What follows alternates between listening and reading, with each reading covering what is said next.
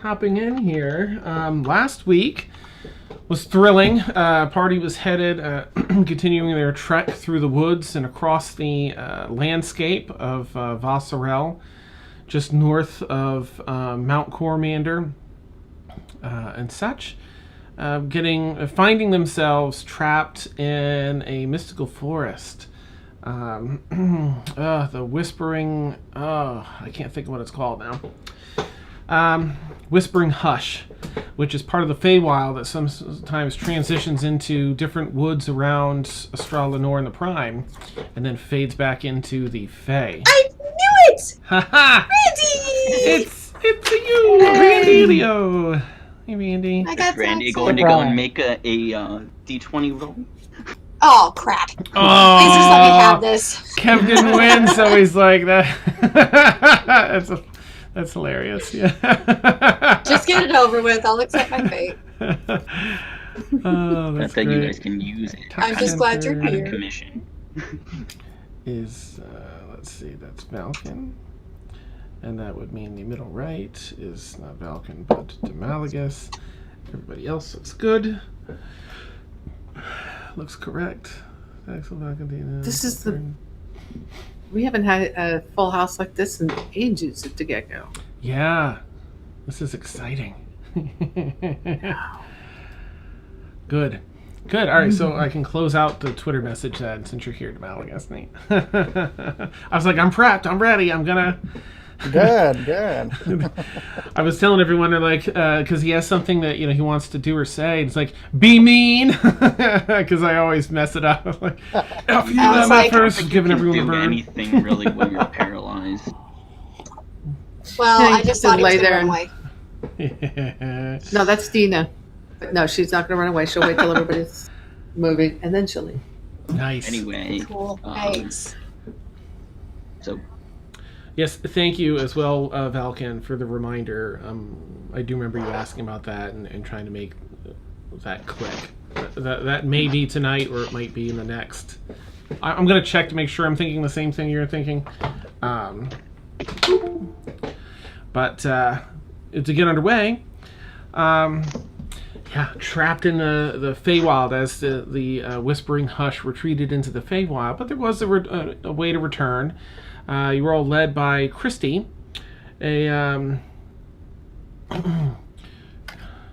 well, I don't know that we knew exactly what she was, so a sprightly little creature. Wings? She was a bit interesting. She had a child's form. I forget how I describe her. I've got it written down, but I don't have it pulled up. But causing mischief. She's the one sort of having fun with everybody while they were in there. They, of course, got some answers from her on where they were, how to return, and did so. She mentioned her cousin that was also there that either remained unseen or left. Everyone had to swim through down below a small pond to traverse. Thank you, Mariah, for the host. And traverse this underwater cave to come up in the pond attached to the Prime. However, there were a bunch of... there's a lot of dangerous plant life here. And there was a grandfather and his 2 children that they had in tow. They tied off with ropes. Thaxel wisely, really essentially saving the day in a lot of ways. Everyone decided to rest, and she used the underwater breathing spell on everyone. As they touched the plant life down here, it sent this almost like an electric shock through them that paralyzed, or had a chance of paralyzing them. Back and forth, people were getting out of the plant life just to end up sort of back in it, trying to manage and help others through. Ultimately, it was, I think, Deena and Valken. Does that sound right? Only the 2 of them yes. remain not paralyzed. And Kristy, I think. I can't remember if she got zapped. Kristy was fine. She's dead. Yeah, Kristy was fine too. Okay. But they managed to bring everyone else up and through. Thankfully, no one drowned because they all had underwater breathing. Otherwise, it would have been counting down the rounds. Um, and everyone finds themselves in a pond back in the forest they were in, with more Mount Cormanda in the distance, back on the brine, drenched, waterlogged, moderately rainy weather here as everyone's sopping wet. And oh, thank you, Randy. Back lakeside, basically. Everyone paralyzed except for Deena, Valken, and Kristy, that kind of hobbles up out of the water as well, and kind of goes over next to Demalagus and is sort of just kind of looking around at him. And we can... that's right, Kev, thanks. Let me know when you want to do that, and then I will ask for those things to be done. Mm-hmm. Well, Deena's going to go ahead and just create bonfire. So she's going to gather up some wood and she'll create a bonfire and warm, get a bonfire going, drive people out. She's just going to turn up her own internal thermostat to dry herself out because she just hates being cold and wet. She'll change. Okay. Kind of pile everybody up next to the fire. That's about as far as she'll go. If Thatsel could have an annoyed face right now, she would. Well, I mean, you're the closest to the fire, so. I'm so annoyed. I know. Awesome. Yeah. As people get pulled up near the fire to dry off and warm up. After about 10 minutes or so, another 9 minutes or so, people that have been paralyzed start having twitches, here and there twitches in some of their muscles and being released from the paralyzing effect.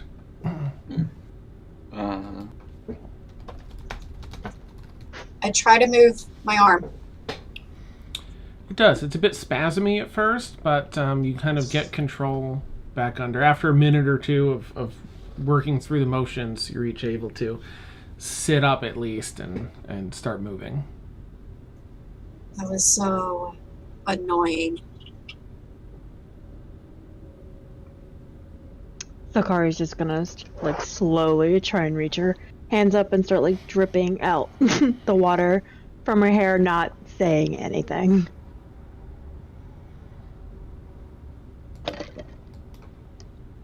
Is everyone okay? Yeah. Looks be. Kind of nudge the old guy. Are they? So they're still kind of semi-paralyzed at this point. Or... Yeah, everyone's out. Wait, Everyone's coming out of it. Yeah.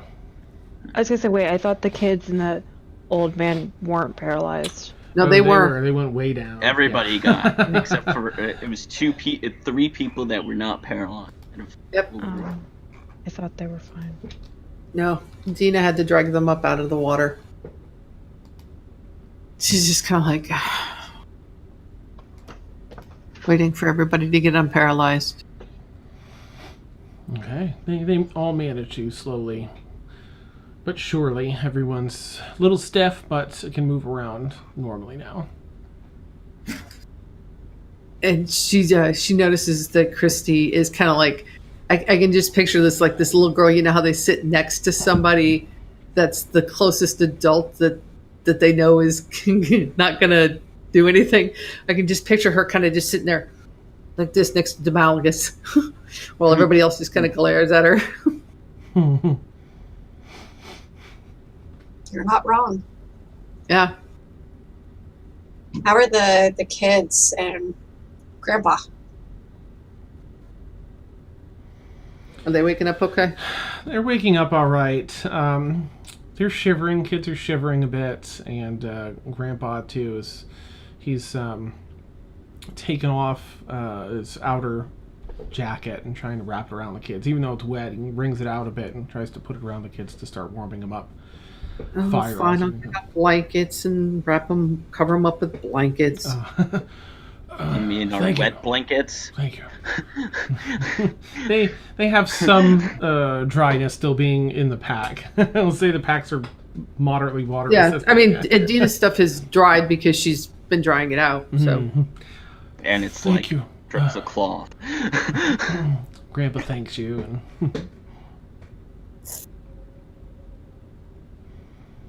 And Yeah. Shall we? Are we ready? I'm ready to leave. What are we gonna do with this thing? This Chrissy chick. that's Malagus' pet. Malagus. What do you plan to do with the girl? What? We lost our horses. Oh no, we can call our nightmares back, can't we? Yes. Yeah. What are we gonna play? She looks at Demalagus.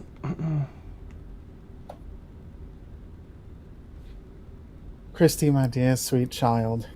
First of all, am I audible over here? Yes. Yep, you're good. Yes. Okay, good. Yeah, you're good. Because I know I had issues last week. Okay, Oh, good, right. good. No, you're good.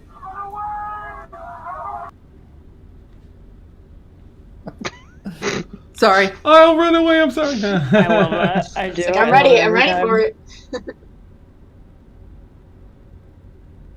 I keep forgetting to do. First of all, Kristy, are you able to return home at this point? Well, no, I have to find a way back home. I don't know how to get back. Hmm. But, Well, we sort of got there just by wandering through the woods. Well, it I- wouldn't be really great to like leave her in the. I don't think the Whispered Hush is coming back here. It'll probably show up in a different forest somewhere else after a few months. But I can ask around, and I can. I've always been pretty good on my own, and I can probably find information. She's got sort of like a big smile on, proud of herself kind of thing. Like I can do this. Have you been stuck out here on your own before? No. Usually just in one of the forests of the Fae. Not on the Prime, but I mean, it doesn't look too much different. Feels like there's some maybe less magic, and this time thing I have to get used to. Hey, Dan, what do I know about the Feywild and how to travel there? You know that the veil between the two realms is weak in some places. There's, of course, huge areas like Sigil, the City of Doors, that goes to all sorts of realms.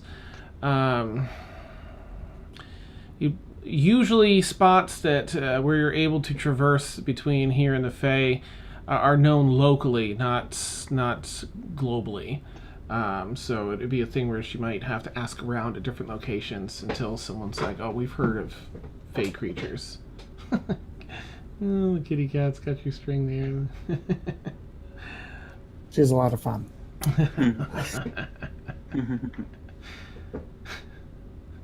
Sorry. That's great.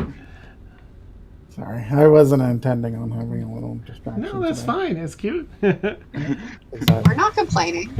Well, I mean, we found the Feywild by just walking through the forest. Oh, it should Yeah, be easy that's then, good. it sounds like. Yeah. Mhm. You know, we just have to get back to where we were. I wonder if Passos might know more information about this stuff since he seems to travel around a lot. Or does anybody know where we are in relation to where we were? I I could do a survival check. didn't you Yes, say I can. last week that I think last week you told us we saw the mountain. You can Yeah, see, but- yeah. And Demalagus, go ahead and roll either an Arcana check or a History check to see if this is something you would know inherently or have learned with your magic history and sage background. You can do so No, with nothing. advantage given your sage background. Oh, sorry, what's Oh, that? how do I do that? Oh, Click ADV. Click the ADV. Just click it and then roll. Just grab the dice and it'll automatically do it. I don't And- see ADV anymore. To the very bottom, little On tiny. the bottom. Below the chat box, it says 0 modifier at Oh, ADV DS. lovely. Alright. Yep. Still don't know what Okay. the numbers at the bottom mean. That's Can for I al- cover and partial cover. Can There I we also go. either do a survival check or like help her with the survival check? I don't know if she. Yeah, will you can do a that. survival check too, Zelkari. Whoo! Yeah, this is- I uh-huh. knew nothing. Oh, no. Oh, yeah, 9, yikes. Okay, Zelkari, you see Faxel sort of, looking around the lay of the land. Let's see, Zelkari. I'm trying to picture when and where. I'm having a complete brain blank, and I can't remember when and where you joined the party. I was a slave. Ah, right, back in the ship. Right. So you've been with him. Yep. Okay. Vanguard. Thank you. You feel like maybe you're just a few miles off. This is a little bit earlier. You're back on the trail that you had gone through. You don't see the trail from here, but you recognize from some of the trees and a couple of landmark stones that are big enough to jut out above the trees. That you're only a few miles behind where you camped. You should see that. You should come up to that split in the road again soon. Okay. So we're And- right where it was like the sign basically was like one side said danger, we think, and then the other side didn't have anything. Yeah. Mm-hmm. And Demalagus, do you know? Let me just check and see what level Summon Familiar is. I feel like it's a 3rd level spell. That's someone You The first already level's know fine. it. It's a 1st level. So Find Familiar, right? Yep. Okay. Okay, so because you rolled stupid high and got a 26, while you didn't learn this per se, you have a thought. While you can certainly just let Kristy, find her way back, you have her true name. And you know that if you were to, you think that possibly, based on our Arcana roll, if you were to do a Find Familiar and use her and her name to summon her, and then dismiss her, that may put her back in the Fae. Okay. You would then, of course, you would imagine anyway, because this isn't a thing you've done before, but be able to summon her, by having her name as a different familiar if you ever need to. Probably something she might need to agree to as well, but. I would think so. You think? Get over here, Christine. Get over here. That's right. Yeah. And Kev, give me the word if and when Oh, is the time. okay. Yeah. Oh, Deena, come here for a second. What? Come over to me for a second. What do you need, Falcon? Stop eating. I was just wondering, what are your plans for here? Are you gonna keep going? I have up something. to- Yes, Are you- I have something I need to take care of. I thought I could put it off, but I can't. It's only going to take me a day or so. And then I'll join you guys. So we'll just go on over to Tassos and wait for you and send maybe a message. You kind of take a little bit longer than is expected. Yeah, all right. I mean, if I'm not there, 24 to 36 hours after, within a day and a half after you arrive, then yeah, send a message. But I don't anticipate it taking too long. Okay. So let's get to it. Okay. Falcon kind of fluffs his feathers and turns about. Deena, if you would please roll a wisdom saving throw, please. Okay.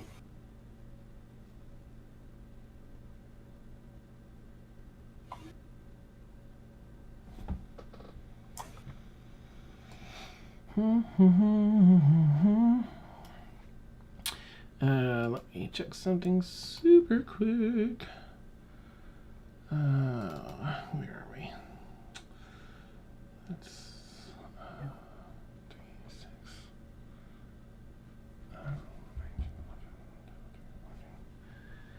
Okay.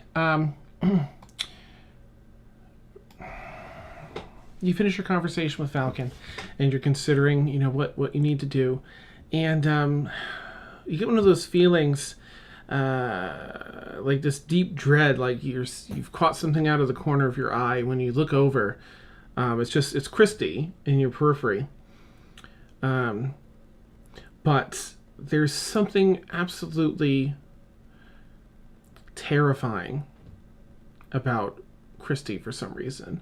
It's just this aura from her, this sense of her as this impending doom sort of feeling where you're just absolutely frightened of Kristy. And it's the actual frightened condition currently. Oh, I'm not going to definitely stay far away from her. Creepy little kid. Nice. Kristy, looks around. Well, if you just got into the Fae from walking around, I guess I can get back. It sounds kind of easy. Actually, I have a theory, Kristy, of how I may be able to use magic to return you home. Oh. It'll take a bit of time, however. This is a ritual that takes at least an hour. And I'll turn to the rest of the group and say, go on without me. I'll catch up with you. This is going to take some time. I have a spell that should be able to return her to the Feywild, but it takes at least an hour. Then we can wait an hour. I'm not leaving you with her. Oh, thank Up to you, you. Kristy says to Thaxel. We don't mind waiting at all. Do y'all mind then if that'll give me an hour head start and sooner I can catch up? Yes, please do, Deena. Absolutely. All right. I will give my best to Tassos. I will do, darling. And if you see Thud, tell him I'll be there soon as I can. Kristy, Got it. Kristy, why don't you go say goodbye to Deena? Okay, and Kristy starts running over to Deena, and again you get this intense fear of this little tiny creature running over to you. Thank you so much. No, it's all right. Oh, It's all right. It's all right. all It's right. fine. Oh, good. Good. I'm glad. And there's now a nightmare between me and her. Nice. Yep. I hope to see you again soon. Oh, and we can play. I'm sure we'll be seeing each other sometime.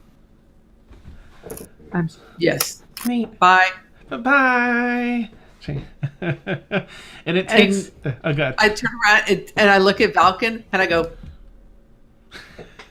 The thing is, you don't I don't think I actually I told you guys that out of character, but I never told you that I could do that in character. no. But Deena's not stupid. She's put that together.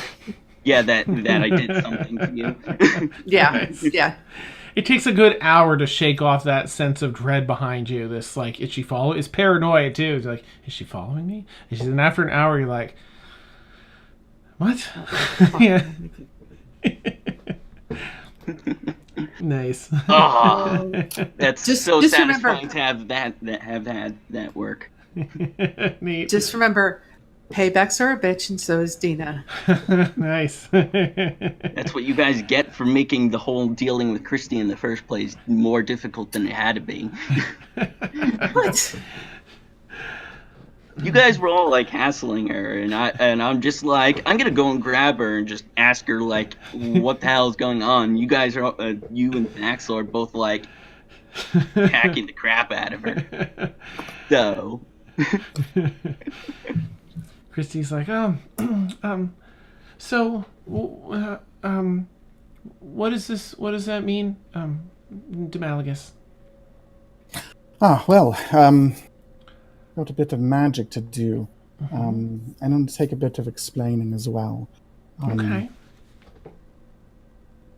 So, first of all, I'm going to do something. I'm going to be bringing a creature out to show you. This is my familiar, Oh, okay. and Oh God. it may be a bit shocking. However, how do you feel about spiders? Oh, I play with lots of spiders in the Fae. Ah, good. Yeah. You should be just fine. This is my spider. He's with me at all times, although not always on this plane.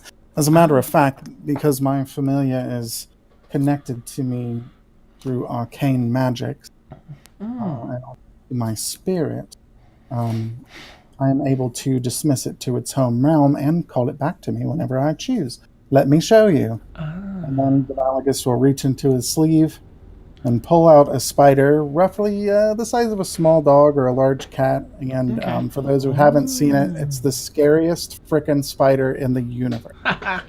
Whatever scares you most about spiders, this is that thing times 10. It is So just actually take a scary spider, make it fuzzier, and add 100 more eyes. it is an Nice. infernal spider, so it's creepy as shit. Amazing. Oh, wow, can I ride the spider? The I spider's don't big. know if he's large enough for you to ride, but if you can play with him if you'd like. Oh, I do have man. some things to prepare.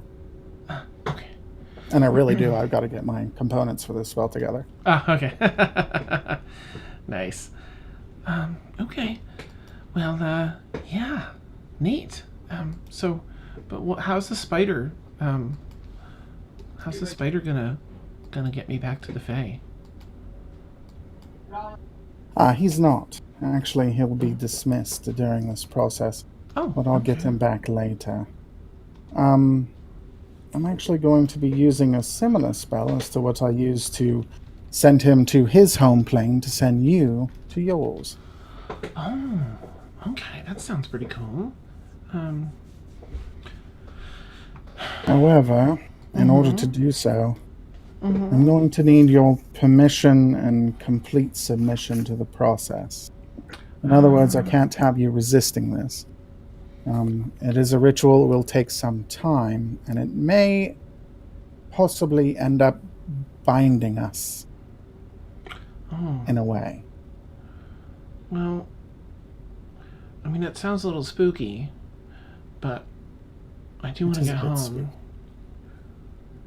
spooky. So if it binds us, does that mean that we'll be able to play more often, though? Yes, it will, actually. It will mean that you and I will have a special connection. One unlike that really most fey creatures would ever experience with a mortal. And I'm not certain if it'll be permanent. This is actually experimental magic. Oh, It may not work at all. okay. Go ahead and make a persuasion check, if you would, as you're looking Sure. to know the pros and cons.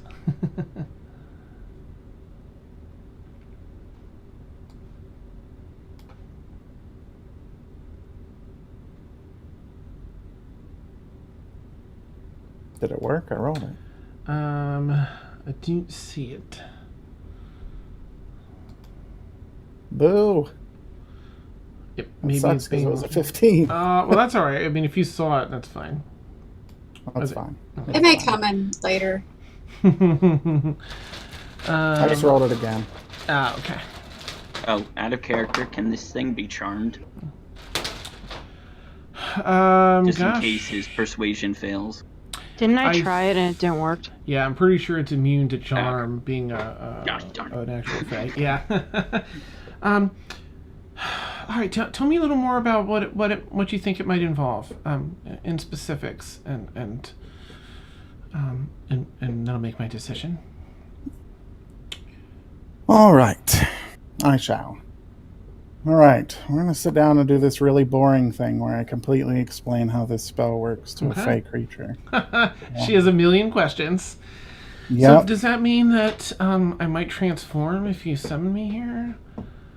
Like No, I can't imagine that happening. I would think you would have your own form just as normal. Okay. You would, of course, retain your free will. Oh, well, that's good. In fact, I have a strong feeling even if this does work and I did decide to attempt to summon you back to me, you may be able to just say no and resist it. But I'm not sure about this. This is unprecedented. As you're sort of going through all the details of this, you find that while she doesn't have, a wizard's mind for details and such, she just inherently knows and is familiar with a lot of magic. So as you're discussing things, she has these oddly insightful comments that she's making regarding Fey contracts and such. And so some of the things you pick up from what she's saying are, you do get the feeling that there's, when you build a contract like this, you can put in some stipulations and say, always summon, like, complete submission, like your initial, like your spider familiar, or a permission each time that's summoned, and she kind of covers like what she'd be okay with. It's like, it's important that I keep my form because I don't want to show up and have like really big feet or like one big foot and the other one backwards or something.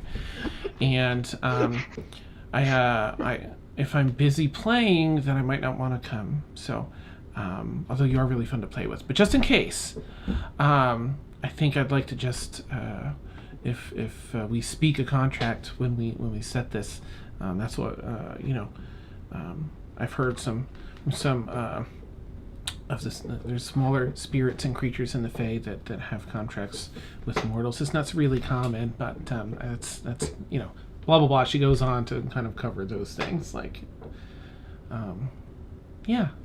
if that's okay with you, then I think that would be great. I'd be up for trying this and seeing if it sends me home.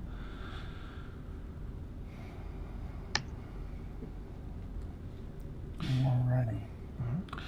Go ahead and roll an Arcana check with advantage to see how this goes. This will be you pulling from your knowledge to create a new contract spell. Brutal. But that's okay. We're going to have her do her end of it too here. Garbage. Okay. Oh, good. First one was 3. Second one was 18. So Hey, that's fine. she had advantage too, thankfully. That's enough as an average between yours and hers. So you take the hour, you go through the whole practice, you speak this contract, and for anyone watching, it does seem really sort of boring until there is where it comes to a head and you can feel the magical energy. There's leaves that are floating by, get pulled into this invisible torrent of energy around the two of them as they cast this contract. And there's a fair bit of foliage on the ground, but here it's just a lot of grass. And as you complete the contract, there's like a handshake at the end, and she takes her little hand and sticks it out and shakes Malagus's hand, and the grass gets pressed down in a circle out around them, out to about 6 or 7 feet. And you hear a little like a crack of energy as that happens. And so she's standing there, contract complete.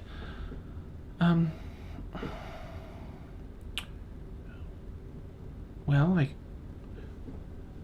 think it's done. And you hear in your head, Demal, I guess, a thought like, her mouth doesn't move, but you hear her thinking, oh, I really hope this works. I'm really nervous about trying to get home. And I will think back at her. I think it had. She kind of catches that you're not speaking. Everyone else just sees her like, she says back, oh my gosh, I think it worked. Excellent. And instead of taking her aside for privacy so the rest of the party doesn't hear this, I'm going to mentally tell her some things. Okay. Rude. She kind of looks up at you. That Dan knows. Okay, so you perfect. Amazing. Are you talking That's crap not about cool. me? Are you actually secrets are not talking fun. crap about me? Weird question. Are the old man and the kids still there, or did they wander? I think that they're still like warming up, probably, and a little. They're probably still there, awkwardly still there. Okay, I'm just curious. Yeah. Let's see. So I'm just gonna do her reactions to. They'll what she probably said here. like travel with us to whatever. Nice. That's what I assumed. So you Yeah, see- because it's not like they lost everything they own on Earth, You're on this stuck planet, in this plane, because of Well, that creepy little girl. they might end up having No food, their no cart cart, still. no horse, no clothes. Whoops. For everyone watching this you can't hear the conversation, but you see Kristy like,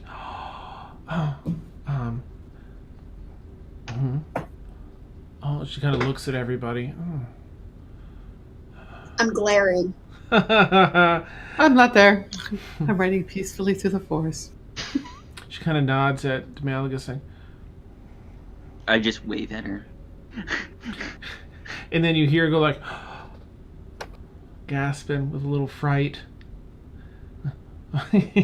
She giggles a little bit. Oh. She claps.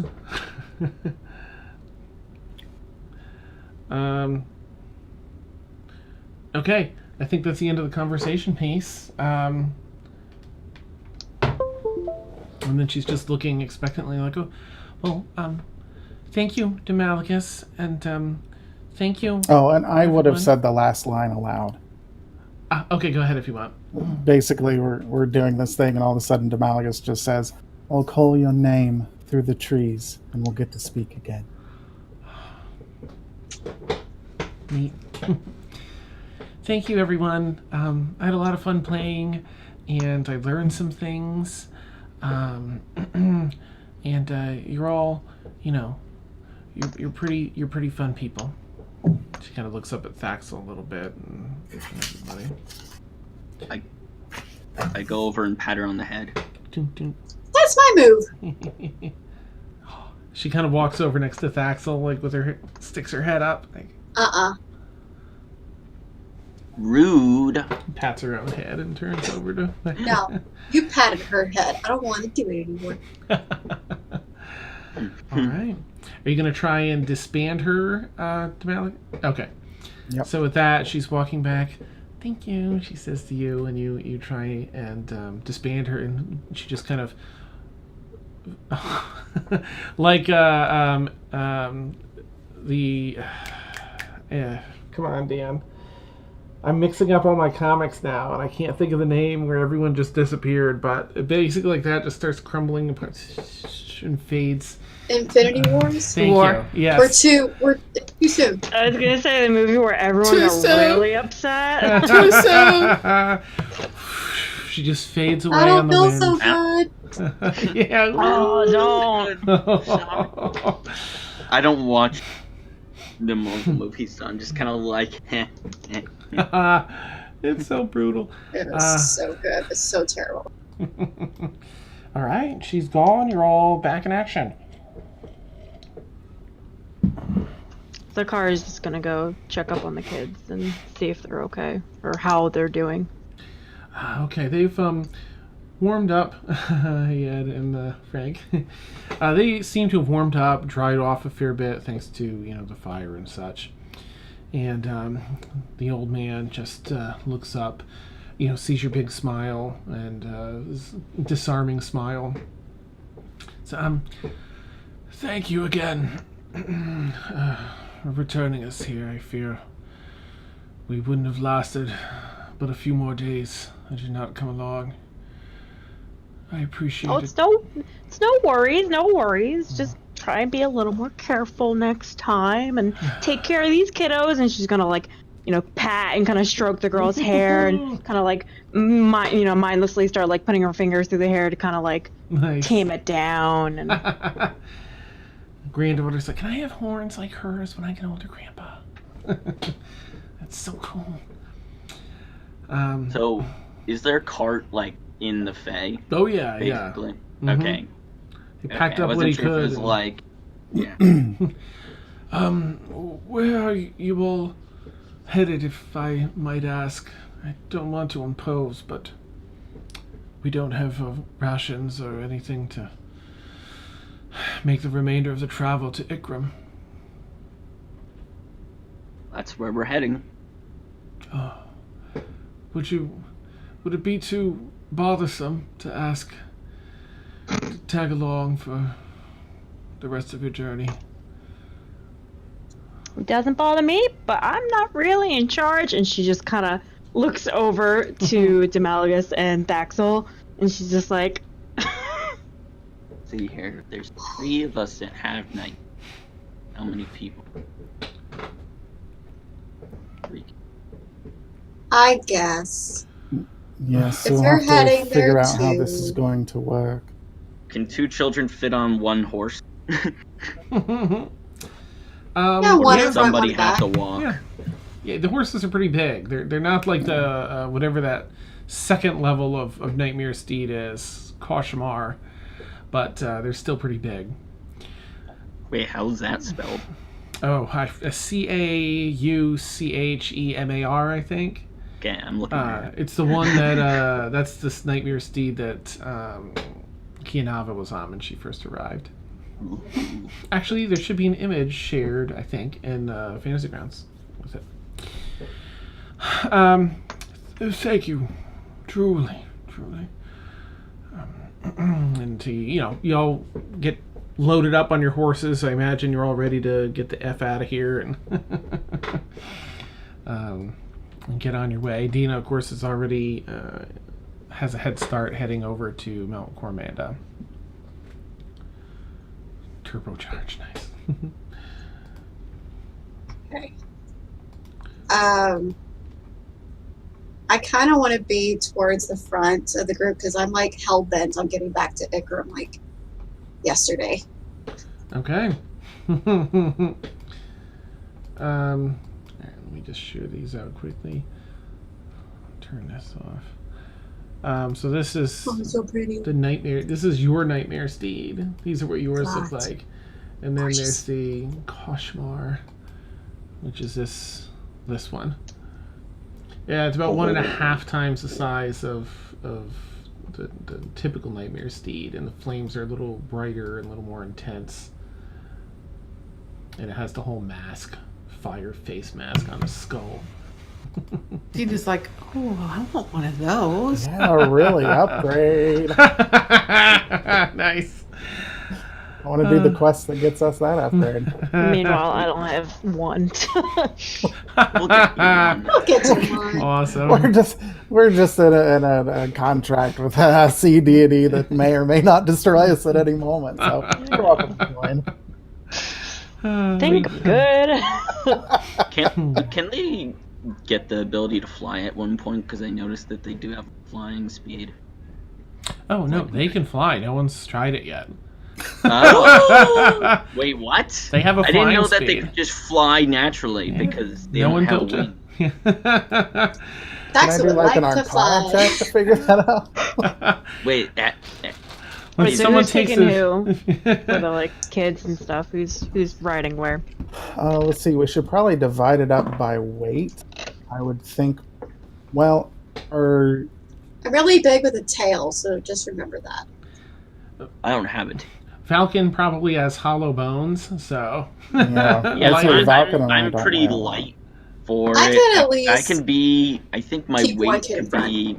I think I put my weight as 100 pounds plus whatever my gear is. I'm like 5 I am foot. light as a feather.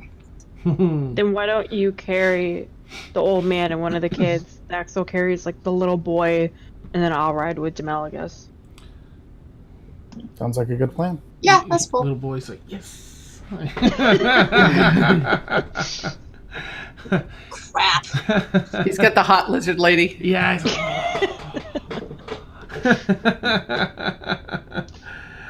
Neat. So y'all mount up and head out. Now, Deena, you're about a day away from Mount Cormanda to reach, where you're looking to go. Okay. Everyone else is about 3 days, probably 2.5 days away from from Ikram. finish going. Yeah, I'm not going on. to try flying with passengers on board. Nice. Yeah, I was gonna just wait until something like happened with the steeds, and you all ran into something where you had an obstacle and the horse was just gonna take off. So if something happens, then you'll find out that they can fly. I can fly. They get wings, or do they just kind of fly? They just kind of fly. So they're reindeer, Essentially. but horses. Yes. Fire, horse, human reindeer. Awesome. This is what happened to reindeer when they turned to the dark side. That's what happened to Pegasus when they turned into the dark side. Right. Tortured for Yep. It's a brutal. It's a corrupted Pegasus. Mhm. The poor Pegasus. I love the lore and nightmares. So Oh yeah. It's something that like tortured for so long that they every ounce of goodness is lost, and then their wings are ripped off, and it's juicy. All right, so as you set out, the die rolled thunderstorm. So there's some booming thunder overhead and flashes of lightning. You find your way back out to the path, the rest of you, the larger part of the party. You find the split in the road, this time feeling safe that the right-hand path along the coast is actually just the right-hand path along the coast. And begin, pursuing that. Deena, you're cutting sort of like directly through the forest to get to the base of the mountain, to that village, to find, your way up. The day goes by with, full speed ahead. Let me ask, using my thing here. So, Thaxley, you said you wanted to kind of push things to get there sooner, right? Yes. She is on a mission. She's been delayed. And yeah. All right. So you can run at a fast pace, which may incur some exhaustion, or you can ride for longer than your typical 8 hours, which may incur some exhaustion, but will have a fairly big increase. Or you can do both for extra exhaustion, but extra, time out. If you were to do one or the other, right, not both, but one or the other, instead of taking 2.5 days, you could probably push through and make it in a little less than 2 days, like a day and 3/4. If you did both, you could probably just push through in a day if you really just did everything. But you end up with 2 points. Everyone that's in that party would end up with 2 points of exhaustion. Yeah, I don't want to do that in case we run into something.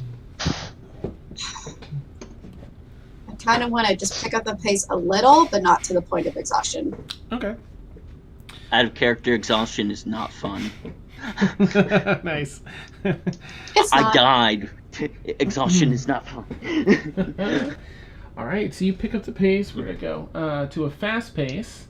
All right, so you can cover 30 miles. Excellent, in a day.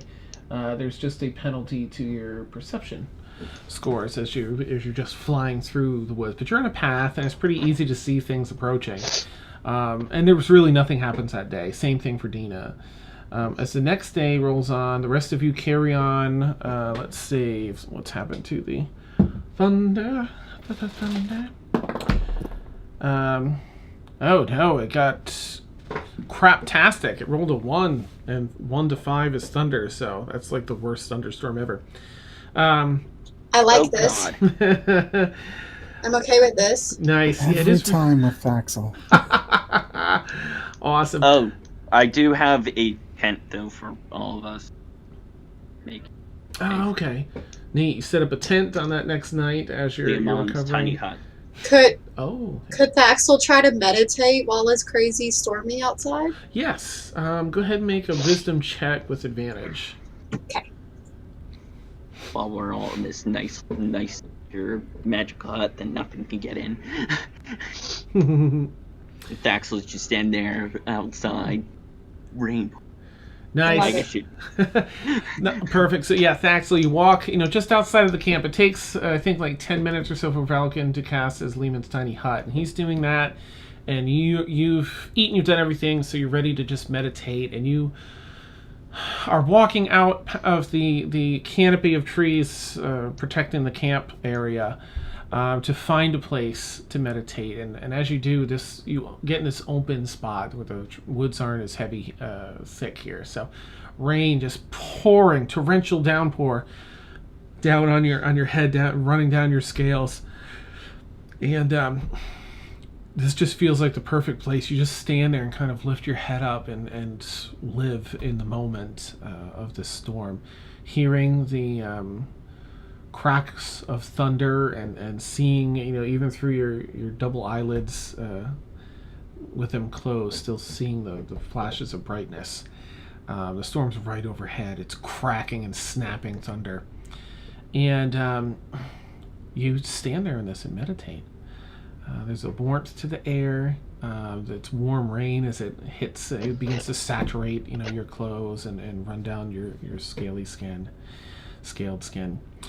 And you find yourself becoming in tune with the storm, and you feel you're getting sort of a hang of this ring. Once again, you feel that if you wanted to, you could store some of this storm energy into your ring. It would you get the feeling that it would fill it up, replace what you have in there.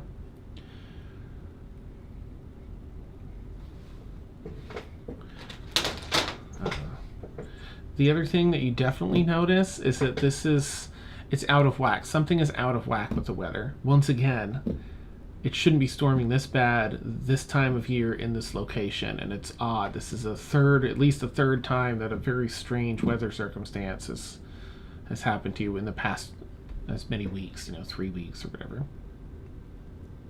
Okay. Did my ring kind of glow? It's you get mentally you're thinking you can make it glow with the power of the storm if you want to. But you don't have to. If you meditate on it, you feel like you'll fill it up with the power of the storm. Yes, please. Okay. You do just that, and there is this dry warmth in the ring around that finger. You take a deep breath of that rain-scented air, and open your eyes. Your eyelids open in both directions, and you see down on the ring. There's that electricity coursing around the ring part, the part that wraps around your finger courses with electricity, and it has this transparent look to it, and the gem itself dances like one of the static balls inside. Yeah, you feel refreshed and rejuvenated. I'm satisfied with this. I'm gonna go inside the tent. Okay, you climb into Valken's set up his tent inside Lehman's tiny hut, so there's probably room for that and a little space around. You can fit. And I like to just kind of shank off just a little bit as I'm walking in. Like I want a little bit to get inside the hut. As you get in, whew, shake it, water sprays around in everyone's faces. The kids are Oops. cramping everyone else is a little more like. Yeah, it's probably pretty cramped because it can fit 9 people. Yeah. So we're at pretty much that. And do you have a color you want it to be, or do you want it to be transparent? It can be one solid color. Choice. So you can't see outside or inside. From the inside, you can see out. Out. From outside, you can't see it. I like purple. Okay. Demalacus is like, right on. You're looking at, you're thinking of it to cast a spell, and you're kind of looking around, and Demalacus walks by, and a flash of lightning goes off and just highlights his pupils for a minute. You're like, yeah, let's go with that color. Meanwhile, the purple tiefling is sitting right next to you. It's perfect Valken. He doesn't notice. Exactly. It's like, He's oblivious. I do love purple. It's just 2 shades off. And you're like, oh.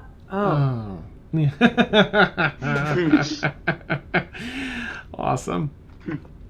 All right, and you all are able to have another night of rest. Meanwhile, Deena, you have arrived. I don't want to lose you in the 10. Nice. I just like blend into the Where'd wall. she go? Yeah, it's just armor Like a size. chameleon. Yeah, you Where's she just go- see like armor. Where'd Zalkari go? Awesome. Deena, you've arrived at that village at the base of Mount Cormanda. Because of all the rain and everything, there aren't really too many people outside. You hear some people in the smaller huts. It's a really just tiny little village, almost tribal in nature. You could stop in somewhere if you wanted to, or you could keep going. She would have been making for one of the caves. She remembers the caves and such that were in this area, so she'd be making for a cave. She's not looking to hang out with people right now. Okay. All right, let me get down to your notes here. Oh, right. Okay. All right, so you find make a survival check if you would, because you see, looking up this path that you went when you visited Gerald, there are a number of different entrances you could take. 13. Okay, that's pretty good. You have a rough idea of where to enter. It's lower on the mountain than Gerald's home, but that would likely lead into, more of the base of this mountain. Recalling your dream, you figure that would be your best route. It's nice to get out of the pouring rain. You've had, the steam sizzling off you for most of the trip here. And you step inside the dark cave, and it does feel almost like you've been here before.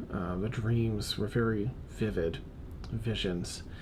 And you find your way through. Let's see. Interesting. Okay. Make an investigation check if you would, with advantage, because you have, some inspiration from your visions.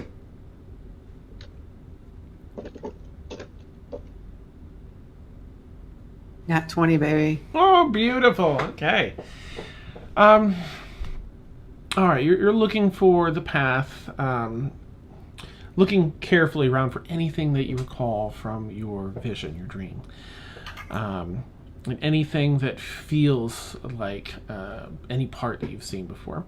And while there isn't much in the way of that, you do have a pretty good sense with that roll of which way to go, as every so often the path, there seems to be a mined out path that carries on for quite a while, and you're able to follow that for a good hour and a half. You come to a part where this mined out part seems to end. It opens up. You step out of this maybe 20-foot round mined out area and into this wide open section of cave, a big ravine before you. And there's sort of like Lord of the Rings, there's this long stretch of stone that reaches across, that straddles the ravine that you could cross to get to the other side.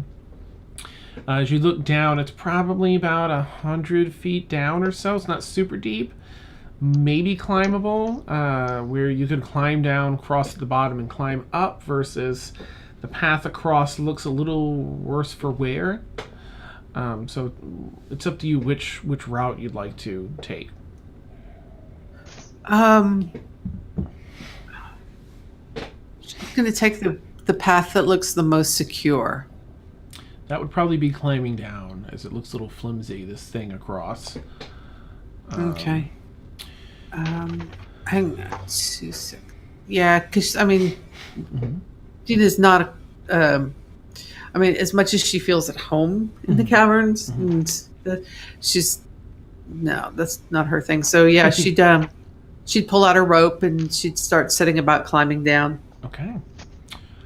Make just a general athletics check, if you with advantage, because you've got the rope you're using in tandem.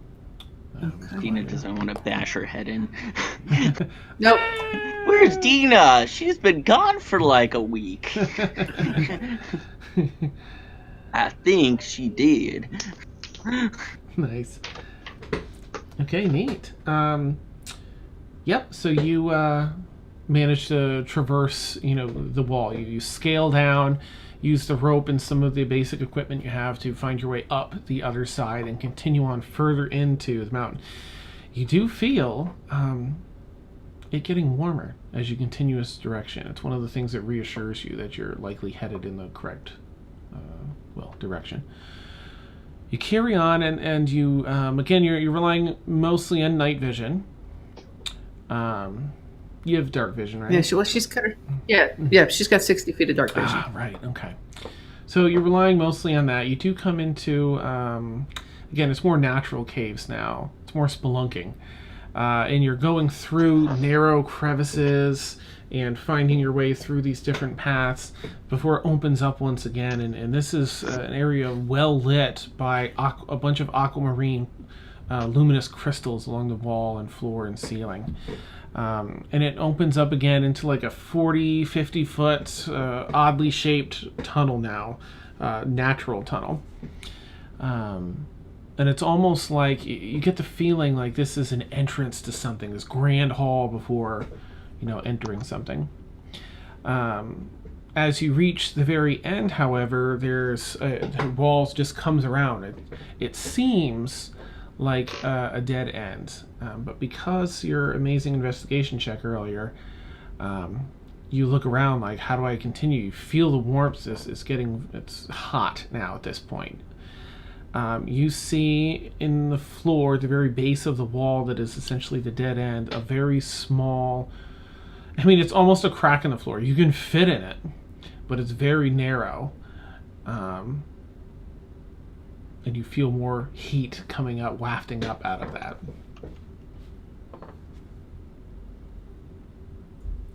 Do I get the sense that that's the way to go? That's where I need to be going? Yeah, you feel it's got to be closer to the core, closer to the Okay. center. So because she's got stuff that's probably going to burst into flames, she's going to leave it there. She's going to probably just take the minimum stuff that she's going to need with her. She's got her focuser, a dagger. She's got the in addition to the dragon claw. Oh yeah. And she's got the ring and everything like that. Mm-hmm. She's got the engraved bone dice that she got way back in the beginning. Mm-hmm. Those are tucked away somewhere. Nice. And she is wearing the gloves of paralysis. Ooh, okay, nice. All right. So yeah, that's what she's got. Yeah, she's not. I'm debating whether or not she would take the crossbow, but she'd have to carry. If it was a hand crossbow, maybe, but no, she won't take that. Okay. She's not going to take it. All right. So she does that. She takes off her pack and packs up all the things that she feels can stay here to be, not burst into flames and such. There's some loose stone that kind of tuck them behind or under so that, things can't just carry your backpack off if there's any creatures or anything. Excuse me. And starts heading through this very, very narrow passage. And it takes a little bit of, contortion here and there to kind of work her way through. Go ahead and She's limber enough. Yeah. Nice. Go ahead and make an acrobatics check with advantage as you're sort of just, bending to get through. All right. Oops. Ooh, not so much. Okay, it's sort of like the Grinch down the chimney. You get stuck here and there, but you still manage through. It's not like an impossible thing that you have to. Her clothes are now artfully ripped. Perfect.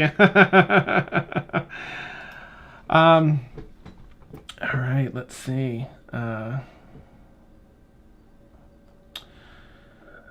You find your way through. It takes a little longer than it otherwise would have, but you finally get through. Yep, you've got some tears, some scrapes from some of the stone, tears in your clothes, but you slide out and into like a 10-foot section of cave that you begin to walk through. And it just opens a little bit more. Every 20 feet or so that you walk, it gets maybe a foot wider until it, at one point, you reach the end of this where it just opens up. You see a glowing orangish reflection of light at the end of this cave tunnel. And as you step out, you feel the extreme heat of magma. You look out and you see a huge, more stone, more mountain with magma way down below, probably about 240 feet down below. It comes out on a ledge. Ledge is a good 30 feet in depth, so it's not anything tiny. Yeah. And you're looking around like, okay, it's supposed to be here, and all you see is mountain and stone, and until it clicks that this mountain you're looking at is the body of this creature that's just been built into, like, being here in person, you see just how massive this creature is, and it does look like the shape of a humanoid's torso. She's speaking in Infernal. She's like, "Hello, I heard you. How do we get you out of here?" You wait a moment as you speak that, and you hear your words dance across this section of cave here. Especially the very end. How do we get you out of here? Here. And then there's a rumble. Some loose dust falls off of the inner walls here. And you hear, it's tough to explain because if it were a voice out loud, it would be rumbling the earth, but it's in your mind. And you feel this vibration in your skull as it speaks to your mind. And it talks. When it talks, it sounds like stone just grinding. However, you understand what it's saying is as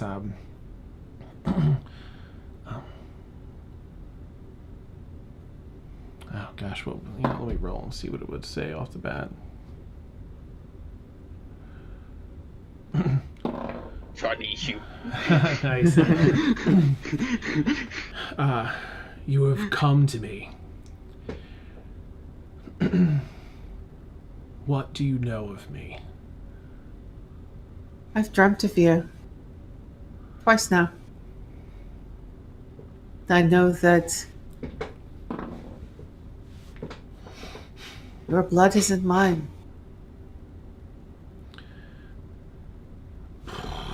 You hear more of that rumbling in your mind.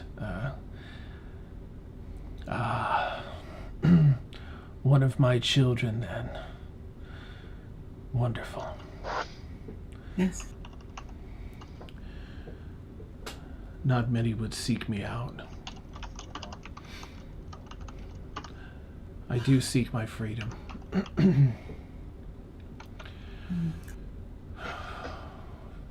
And you can help me. Yes. I sense a strong power in you. I can add to that power. And you. I like the sound of that. Tell me, do you know your lineage back to me? What is your family line? My father is Ikram, the ancient red dragon. If rock sounds could laugh, you'd hear a heavy. Yes. It seems that a freed ancestor of mine long ago owed him a favor. And so my mother claimed Interesting. the bone. But yet, where my mother was Genasi, and her brother is Genasi, and their parents were Genasi, I carry this of my father, and I, show the scales. But only I carry this, and I point to the horns and the tail. Ah, nice. Yes. Yes. Here, as reward for seeking. What would he call himself in reference to you? As a reward to seeking your benefactor. Revered ancestor. Here. You feel a quick, sharp pain at the ends of your horn stubs. And you instinctually, reach up to feel, and your horns have grown back even larger than before. Curled in whatever way that you want them to look, they now look like that. Much Excellent. hardier, yeah. And while you can't see them yet, they're like a dark coal black. They go from the reddish, the color you had, crimson and black, down like this dark coal black. The sacrifice was worth it to find you.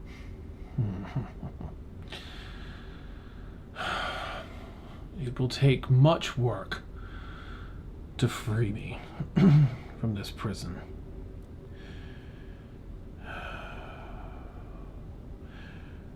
Will you be my champion and take on that mantle?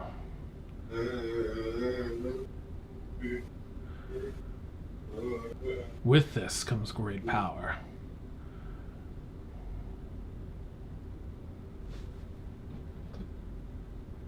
And once you're free,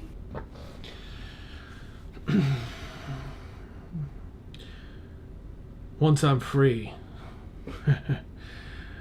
your power will be even greater.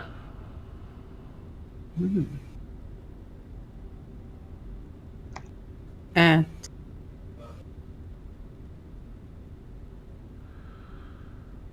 What else do you wish?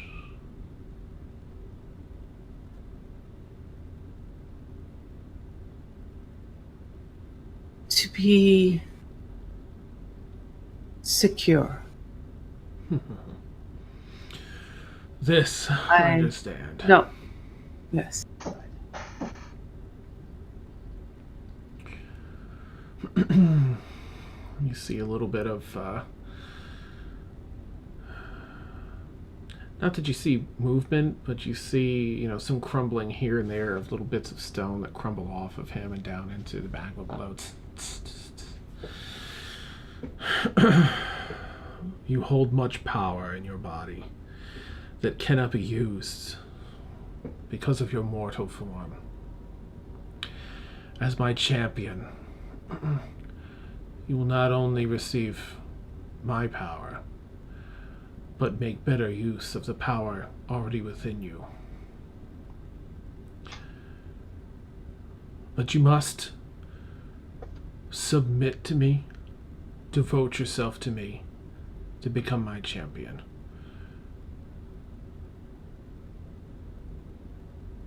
And you will keep me at your side when you're free?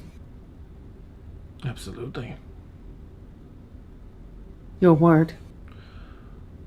My word as an archdemon. If you remain faithful to me, I will remain faithful to you. Then I give myself to you. Very well. And that rumbling in your mind stops being a voice and just becomes boulders gnashing together. as there's rumbling inside that matches it now inside the cave area that you're in. Little 2.5-foot section of rock slides off the end of the ledge that you're on, and you're sort Deena's of, just encased in flames. That flame of Pathologous is just nice. She's now, because of the heat, she's just encased in flames. Flames are just billowing around you, and they grow and grow. There's some 20 feet off of you, dancing into the air. And physically, behind you, these flames, while they're dancing off of you currently, there's this feeling of control, and they no longer dance off of you, but behind you. And you look over your shoulders, and you see 2 huge flame wings. They look like almost like a crimson dragon's wings, except in flame. Probably 10 feet each of them, just flying off of your back. And you feel this power well up. You feel Piram's power. Your body's able to access more of that, and hence the wings. And you feel, just for now, it's just general power. There's likely a thing or two that you'll find out as you spend some time playing around with it. The wings build up and then kind of smoke out. And you hear that things calm down and quiet down inside the cave again. And you hear the voice once again in your head as the stone's crushing.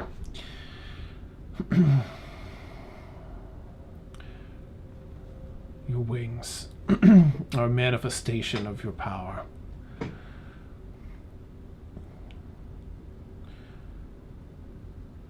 There is more to be had. As my freedom draws closer, so does my power. The more power I have, the more I can bestow upon you.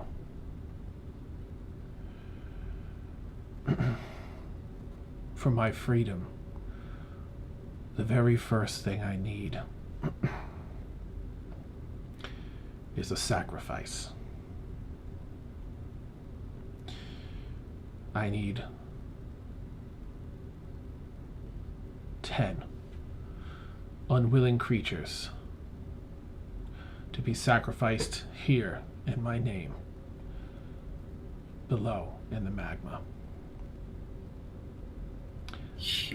Creatures? Do you need humanoids? Do you need sentient, or will any creature do? As long as they are sentient and have a soul to be sacrificed, that will suffice.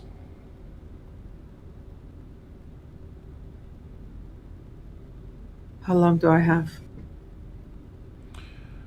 As long as you need. I have been here so long. We'll be there a lot less longer. Good. Flaunt the power of Cormanda to your enemies and to everyone you see. Spread my name, my fear, and my power will grow, and so will yours. It will be as you ask. And she drops to one knee and bows her head. Okay.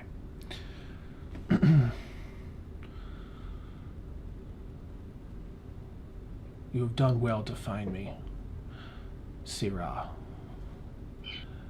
And you haven't heard the word Sirah yet, but you inexplicably understand it as he says it.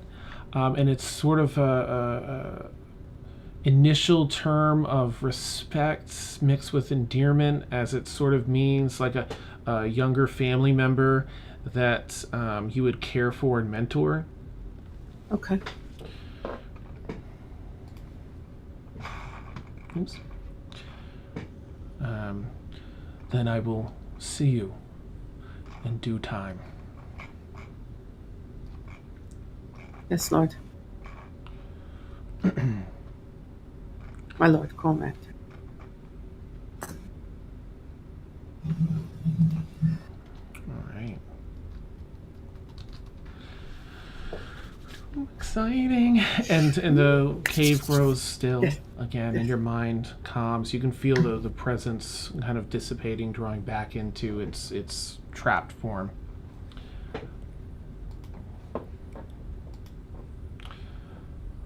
All right. So, out of that, mechanically speaking, those wings. All right. And I will send this to you in a message, but the wings can be summoned once per long rest, and they last for an hour, currently. Things, now, accepting the mantle of champion means growth to your powers. So that's the initial thing for the wings. And that's actually more from... oh gosh, what do you call it? That's more from I'm drawing a complete blank. Piram. The angel people. Yeah. It's more from Piram than it is. Yeah.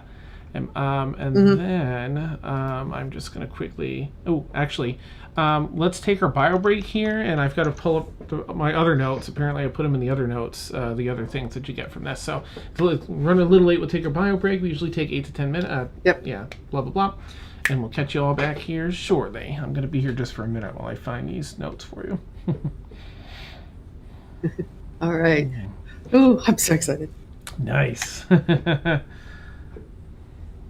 was gonna say, I'm like, what? Everybody's getting permanent wings? I'm like, oh, okay, good.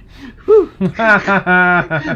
Nice. Where's my wings? Yeah, see, I don't think y'all understand. Deena's probably the one true evil member of this party. Maybe Demalagus is there too, but Deena's.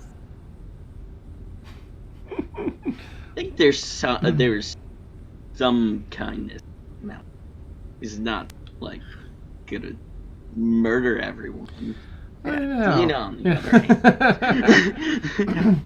Yeah, it's pretty exciting. It's fun to have propose an evil thing for the evil campaign. Sort of exciting. So.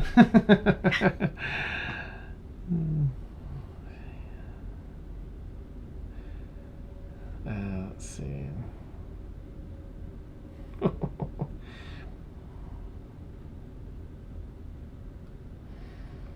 All right.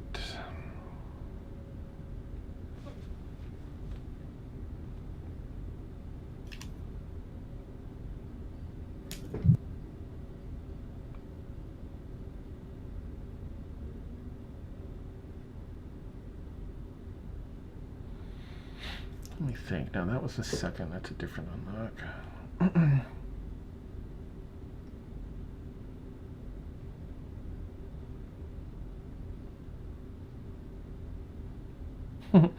Nope, I did not go with the squirt bile option.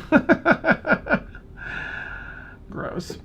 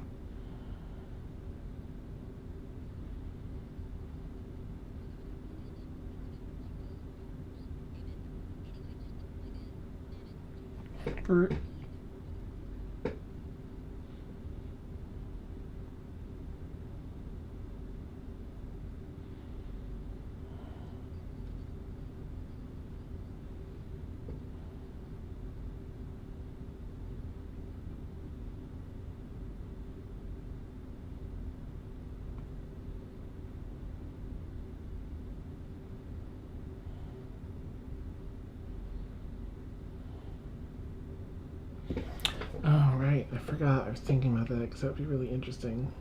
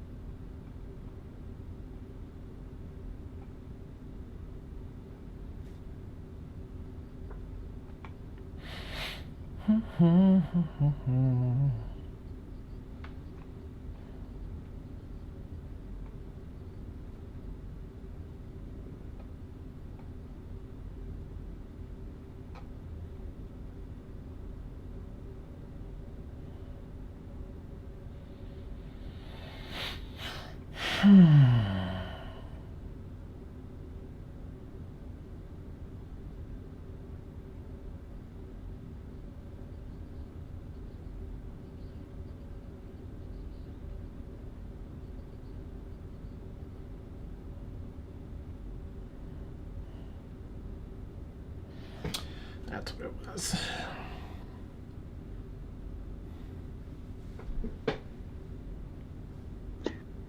I went thinking that maybe there was some actually worthwhile amount of ice cream in this container, and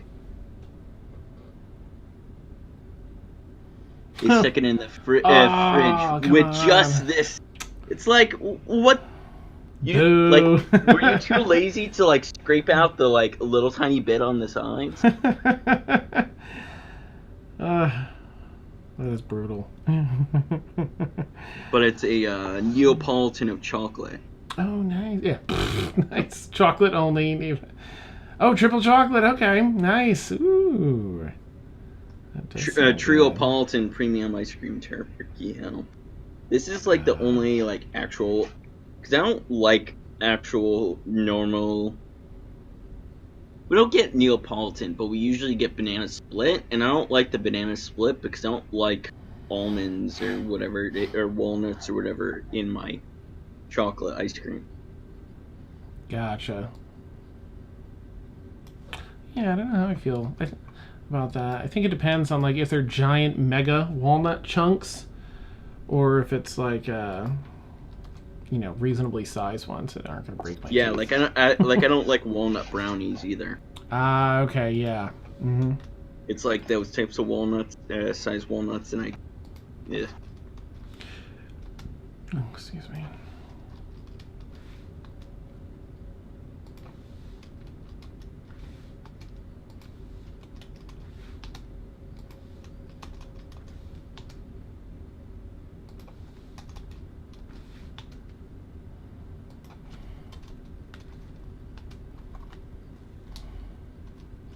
Oops.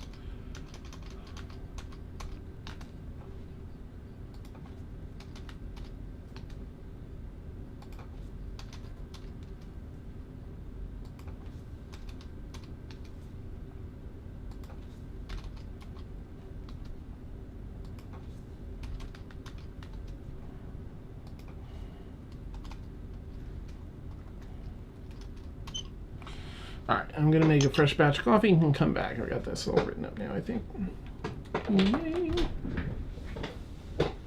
Nice, Ed. Yeah, exactly. Ultra mega grand nagus. Walnut chunks. Whoa.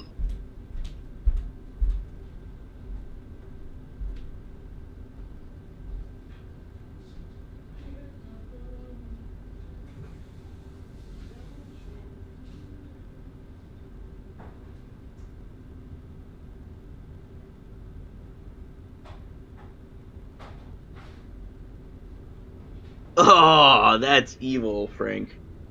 That is so evil. No, this jar of peanut butter is completely full. Completely. Nope.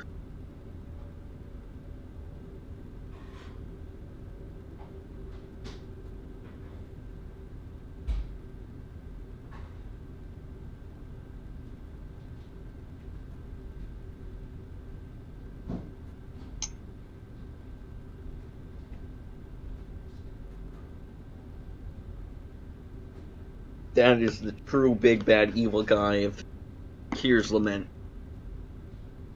The evil man who leaves, who does evil things by tricking you, thinking that, oh, this is a completely full food container. Nope.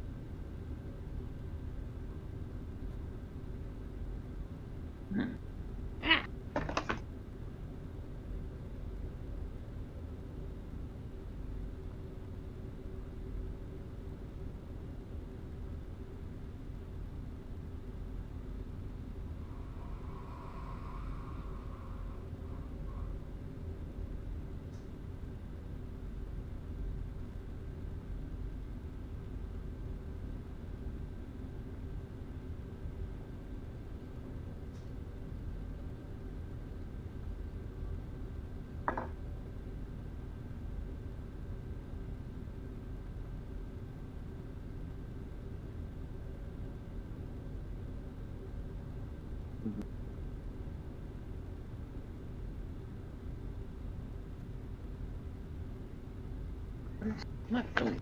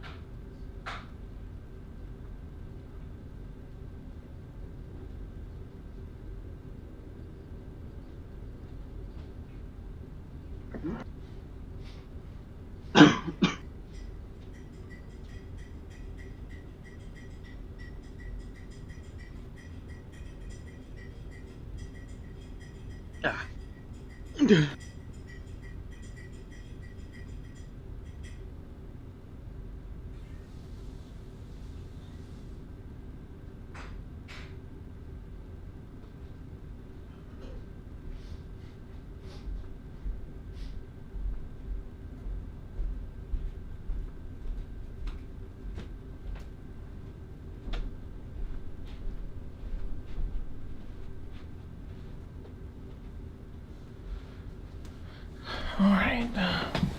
Coffee, check.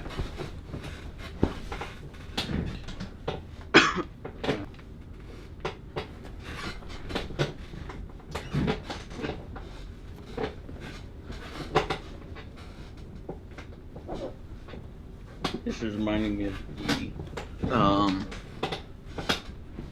thing in Xanathar's for Divine Soul Sorcerer's Origins, where it's, why do so many celestial things have bird wings and infernal things have bat wings? Ha! Seems arbitrary. There should be a bat angel. Nice. Cute little bat angel with like the like feathery wings. Nice. Yeah. Awesome. Like Xanathar.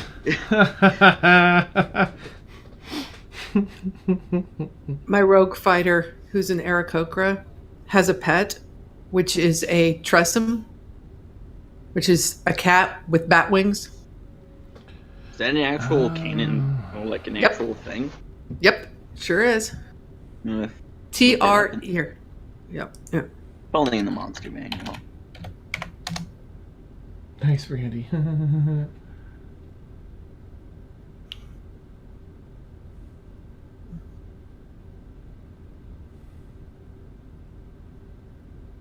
Ooh. I know, right?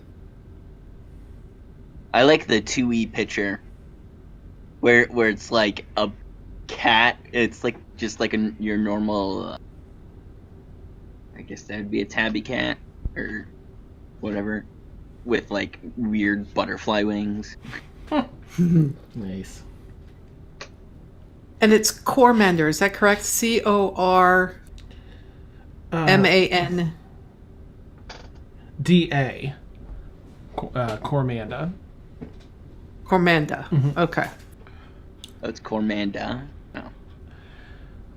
Wait, what is Cormanda? The 'Cause, name like, of you the had demon in the mountain. Okay, so is he like a demon? Is he a magma Archdemon? thing? Archdemon. So Yep. he just kind of looks like your normal big demon guy. Mhm. Well, he's massive, so he looks a lot bigger than the Yeah. typical ones. But Well, yeah, like, but not like, in there. He's encased in stone. The magma covered him and encased him in this hardened stone, hardened magma that over the ages has become this. He looks like a statue, essentially, clumps of stone and such.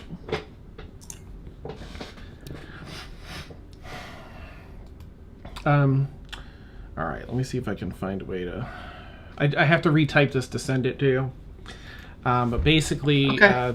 You got an ability from him, a demon ability. I'm trying to think if you would. I'd say you inherently knew it when it was bestowed upon you, because I'm not going to make you try. This isn't something you'd figure out. I don't think you would do. So it's a little gross, of course, because it's a demon ability. Yep. But it's called Possess Corpse. ugh. And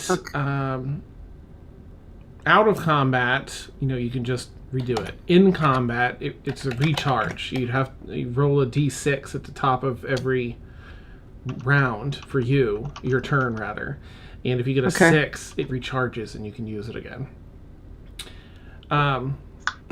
You basically become incorporeal and you disappear into an intact corpse that you can see within 5 feet of you. The corpse must be large or smaller and be that of either a beast or a humanoid. You now effectively possess the creature. While its type becomes undead, it looks alive. It doesn't look like an undead creature. And it gains a number of temporary hit points equal to the corpse's hit point maximum and whatever it was in life. So, nobles only have like 10 HP, but if it's a hardier creature, you get that as temp XP above yours. While possessing... Excellent. I feel like there's a lot of utility in this. So while possessing the corpse, you retain, that the temporary hit points are its hit points. Once those run out, it becomes a corpse again. But you retain your hit points beyond that, of course. Your alignment, intelligence, wisdom, and charisma. And the rest of your normal stats and stuff. Yeah. Otherwise, it'll use the creature statistics. You also gain access to its knowledge and proficiencies, but not its class features, if it has any. Which is handy, of course. Yep. So while it doesn't let you know, you learn its the knowledge. I think I have to look into it more, but I think there's for like secrets and stuff. There's some rolls to be made, but general knowledge of its life, where it came from, anything it would share with an acquaintance, automatically, and beyond that, there's a little digging. So the possession lasts until the temporary hit points are lost, or you can end possession using a bonus action. And when the possession ends, you appear in an unoccupied space within 5 feet of it, and the body drops as a corpse once again. So it's a much cooler version of my mantle whisper, where I can go and just steal people's shadows. Disguise myself as them for an hour and gain their general knowledge. Yeah, it's similar. Hour. Yeah, yep. Sweet. Also, while there's No, I'll save the other bit. Yeah, I think the other bit you'd find out. Okay, so that's what you've got for now, Deena. Yay! Yay! In the wings, and your flight speed is 50 feet, 50. Yes. Neat. So, Vulcan, you want to fly too close to the sun? Awesome. Yeah, but you only have your wings for an hour. I can just keep going. That's true. I can burn you to a crisp. Nice. Falcon's gonna be surprised if you try and do something, Falcon. You're like, I'm out of here. Whoosh. He's like, woo. It takes an action to summon the wings. Right. And you can dismiss them as a bonus action if you want to. Otherwise, they'll stay there, for the hour. Okay. So, Deena, can she do a? She's going to want to know. What does she know about the Archdemon Cormanda? I think that you had learned. It was interesting because just as a lateral, you had learned some stuff about it when you heard about the mountain or something. Someone in the village had told you about this. It was like, oh, I'm setting it all up. Yes. Yep. But basically, demon lord, archdemon, that in the time of the what the heck is it called? The times of what? Times of trouble. Yep. There was this cataclysmic event, or a lot of deities fighting on the side of good and evil, and this one was thrown down to Astral Lenore here in the battle and plummeted through this, what was a volcano at the time, down into the core, and in its weakened state became locked into this with whatever deities it was battling, locked him in place. And there's whispers, that people hear things in their minds sometimes when they're in there. Essentially, that Cormanda sometimes tries to conscript people to help free him. Punishes them if they don't, like if they fail or if they're give up or whatever, or tries to. I mean, he's locked in a he's locked. But is always seeking his freedom and has been for quite a long time. I think it's been 1400 years or 1351 since the time of troubles. That's what the year is set on. So yeah. So there's a little more for Deena, and then we'll switch over to everyone else that's traveling. You're making the second day, as far as everyone else goes. You're making the second day without incident, and you're able to sleep that next night. Sunny the next day. Finally, the skies have cleared. Nice sunny day as you set up camp for the night, have a tasty meal. Staxel can round up food whenever she wants with her skill. And Deena, you turn to climb back up through that terrible crevice to get back up, to exit the mountain. Yeah. And continue your journey back through. And about halfway back out, you're back. You've just sort of passed through that hallway with all the crystals on it. And it's transitioning to a darker area.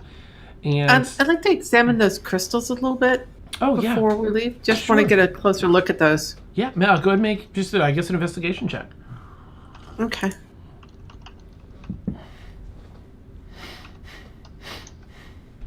Oh, I set up Leomon's tiny hut again. Okay. Good to know, Falcon. Okay, it rolled. They look like most of these are fairly well embedded, but some could be popped out, and they seem to be, they're multifaceted, almost, not emerald in color, because they let off this aquamarine color. It looks like there's in the very core of it, little like air bubbles or something, and those are what's actually glowing and shining through the rest of the crystal. Sorry, it would not stay in the chat box. But I rolled a 16. Oh, okay. I gotcha. Neat. Yeah. All right. That's essentially what you see. Some of them could probably be snapped, or they're grown on the side of the stone instead of jutting out from it. You might be able to pop a. Looks like it takes some time. I guess try it, and I can let you know what happens, and then you'll. Yeah, she's gonna. There's a plan forming in her head, and these crystals are kind of part of it. So she's she wants to take some with her. Okay. Make a dexterity check as you try. You go to pop one of these off. Okay. She's gonna let Cormanda know what she's doing. Okay. You send that thought out. 12. Okay. The first one you're working on, you start breaking it free, and then it shatters with a particular strike. It's hit just wrong enough. They seem to be rather easy to break. Okay. But there's others to work on. If you want to continue working, you can do other dexterity checks. Yeah. Let me see. She's still got those thieves' tools. Okay. She hasn't done much with them, but when she can, she's been working with them and everything like that. She's definitely gotten used to handling them. So using the thieves' tools, she's going to try and use those to delicately kind of remove a crystal. Okay. There's sort of a glass cutter tool in there, and you're kind of going around. And I go ahead and do dexterity check with advantage.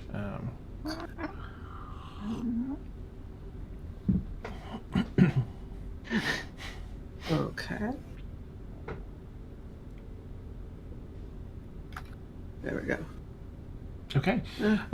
Well, that's just enough. As you go and cut the next one off, you're getting worried until one pops off, and you have, like a little 6-inch crystal that has the bubbles trapped inside that are glowing.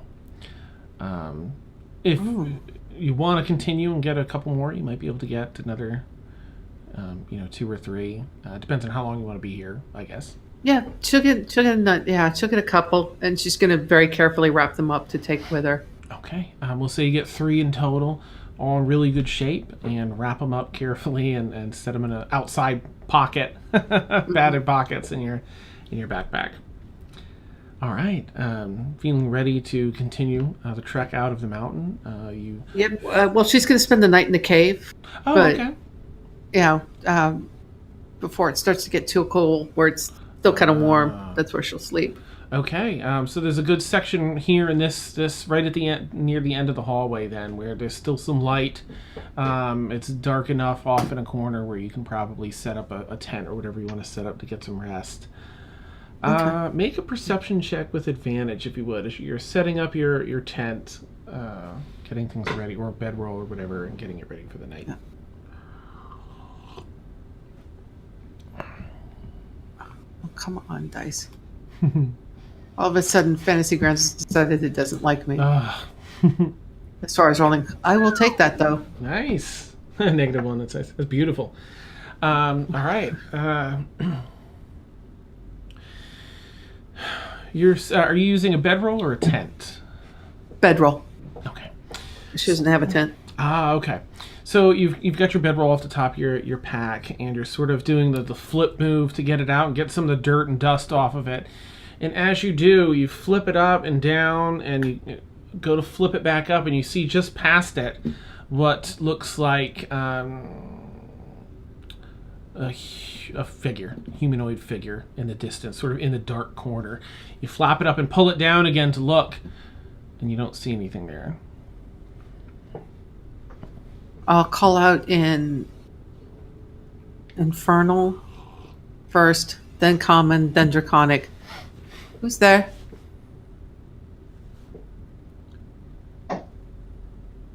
Nothing. Firebolt to that corner. Nice.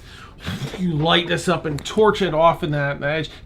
A bunch of the crystals shatter, and it's this dazzling display of fire and light dancing through the crystal dust and shards.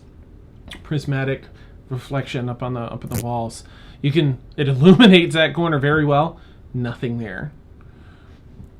It's very well lit around the rest of this as you do that, and you see there's in fact nothing there. You wonder maybe it was just something that caught your eye and not actually a figure, or maybe it was.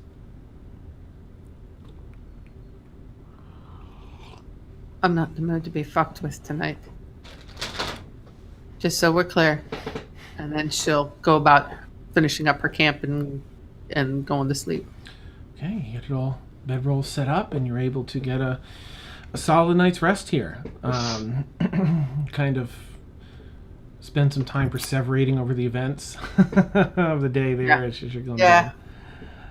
And she will say before she just goes to sleep, if you wish to ally with me, I'm willing to listen.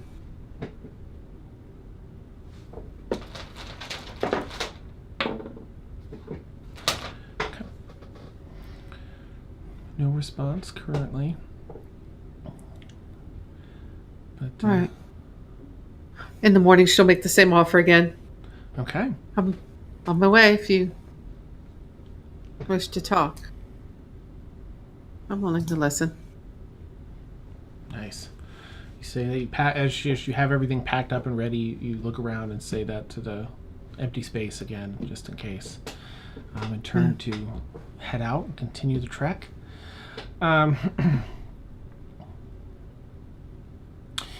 You continue back out. The caves you reach the man-made caves again, which are much easier to traverse, of course, and continue. Figure maybe 20 minutes away from the outside world. And you turn around a sharp bend in this man-made cave, and maybe 30 feet out in front of you, standing square in the middle of the tunnel. It's sort of an odd sight. It's like a white, flowing white shroud. Like there's no wind here, but the shroud is flowing as though there is, covering what seems to be, the shape suggests like a shapely female body underneath. Okay. Just perfectly still, the body underneath, shroud just draped over it, billowing off to the side. Hello. No response.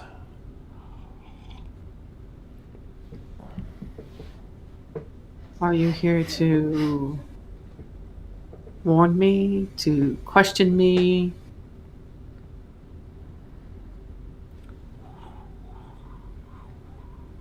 Shroud continues to billow, but no response. I'm assuming it was you from the night before. You won't speak with me. Starts floating towards you. Shroud's sort of billowing off to the side and behind it as it kind of glides above the ground, maybe half a foot, just. You know who I was here to see. And a deal was struck. Gets about 5 feet in front of you and starts to slow down, but still advancing towards you. About 2 feet in front of you. That's close enough. Do you wish to possess me? Is that the only way you can speak with me? It stays there. The shroud now sort of flapping and flowing like over here. Not in your face per se, but close, right, and flapping around you. Right. The form is a bit taller, now that it's right in front of you. Probably stands maybe like 6.5, 7 feet tall. Again, it looks like a shapely woman underneath. You can kind of, there's a little bit of a translucency through the shroud, so you can kind of see that form underneath a little bit. I'm going to actually reach out and try to like at least touch the shroud. Not her directly, but the shroud first. Okay. you reach out and grab, touch the shroud, Yeah. and you can feel it. It feels really soft, but also well worn. Yeah. Let's try this. And I'll step into her. Okay. You step in to her, and the shroud sort of kind of, blocks your view as you kind of walk in. And you feel the shroud fall down over you. And you're now sort of encased in the shroud. Nothing else is happening currently, but you've got the shroud over your face and body. Can I remove, if I try to pick up the shroud and lift it, can I remove it away from me? Yep, you pull it up and lift it behind you, and then you look back to see it fall, and it's gone. And so's the figure. She didn't want to take it off. She just kind of wanted to see if it would lift up. Ah, And gotcha. if she knew that she could lift it up, then she would let it fall back down. Like, Okay. You let it fall back down. And as it falls down, you've even though it was on your head, it just drops and disappears. And you're in the cave by yourself again. interesting.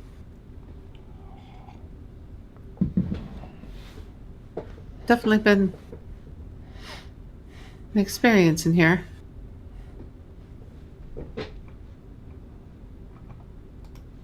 All right.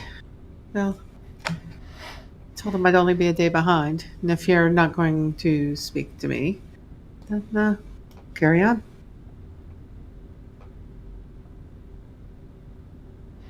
Okay.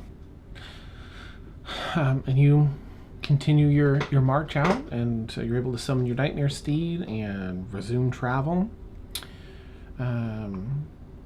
As for everyone else, which of course this is that following morning, so half of the day through, you all arrive. The rest of you arrive at Ikram, the fancy city. You can see from a distance all the shiny, nice buildings. Again, it looks a lot like Venice. It's got the little man-made canals that run through the city, and all the architecture, a lot of those beautiful pastels and the painting and the stone, beautiful architecture. You find your way back into the city, and are you heading right toward the compound, Rhea's compound? I am. Okay. I'm on a mission. I won't be, actually, not immediately. Okay. So, Kara, you see this beautiful ritzy city. Like, a lot of wealthy people live here, definitely. I imagine you haven't been here yet, but that's I would up to you. assume not. Okay. I would assume not. Neat. All right. So you all arrive in the city's edge and sort of take a moment to discuss plans before you head in. Unless you're still just going, Thaxel. I think I have like blinders on. Like nothing else matters right now. I'm just heading towards. I'm gonna go find Tassos. Okay.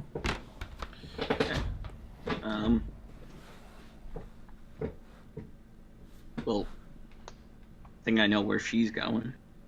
What are you guys up to? Well, I'd like to speak with our passengers if Thaxel isn't going to run off with one of them. Oh Oh, yeah. No, the kid's still on the horse. I'm just beelining it. yeah. Okay, all right, we'll just follow her then. Oh my. Kids having a blast. Horses full speed. I go and fly up and grab the kid. Should I roll an athletics? You're check? in my face. yeah, because she's going full speed. Go ahead and roll an athletics check, Valgan. Where's him? Oh, yikes! That kid's got a grip. Crap. Oh my god. You go to fly in, and this kid like sees you out of the corner of his eye and turns on the horse to grab Thaxel. Like, So he's Daxel. in front of. He spins around and he go roll a 19. So he's. Ow. he's Daxel. about to- Kid, What? Oh, take the kid off the horse. why are you still here? Take him. Okay, this has been fun, but leave me. Okay, it's been great. Okay, bye. Oh, all right. High five. Is this what you do? He winds up like he just wants to give you the hardest high five he can. Doesn't hurt you. Respect. Yeah. Nice. And he lifts his arms up to Valken. Okay. I go and carry him over. Okay. Carrying him back to Gramps and his sister.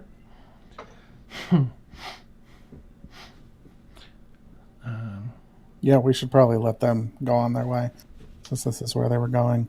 But I want to have a word with them.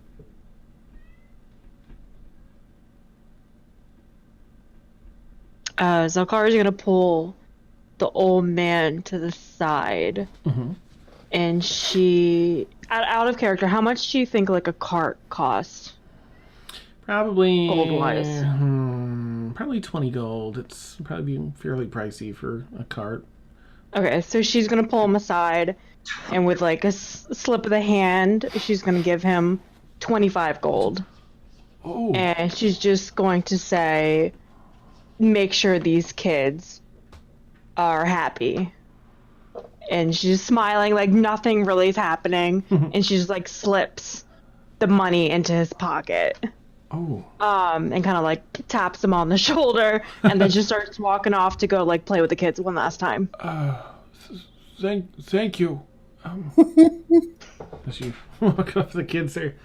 Whee! The girl wants to ride on your shoulders again with some playing with the horns. It's She, like, my lifts turn. her The up. boy's like, yeah. She like lifts up the girl and she just starts like doing circles with her for a few minutes.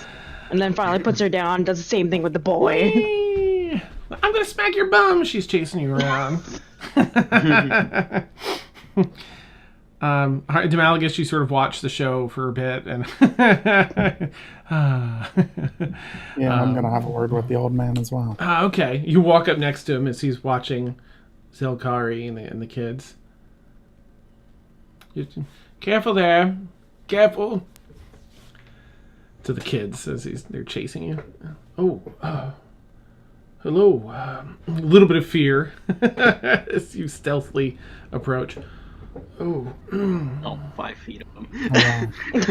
I'm glad that you and your family have made it safe. You have someone to stay with now that you're here at Ikram? Yes. Distant relative is giving us a place to stay while we get set up here. Well, I'm glad we could help as little as we did. However, I realized that was a bit of a difficult situation. Well, helped immensely.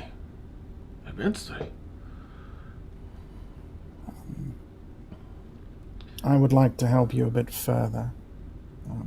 I don't know that I could accept such a thing. Your friend here has already given us some gold to replace, take care of the children and make ends meet. I'd hate to impose any further, truly. Well, you've lost everything. So, here's something from me. And I'm going to give him 100 gold. Cool. I You're so couldn't generous. possibly. Or you just gonna give him 1 platinum. I think that'd be That'd be 10, but yeah. 10 I'll platinum. give him 100 gold. I wish you luck in rebuilding your life. I know you lost most of everything. Yes. And I'd also ask that you remember the name Demalagus. Oh, I won't forget it. Absolutely. However, if anyone comes around asking, you've never heard of him. Do you understand? Understood. Excellent. I wish you well. And you as well. In return, if I may offer my humble services at a future date, I'm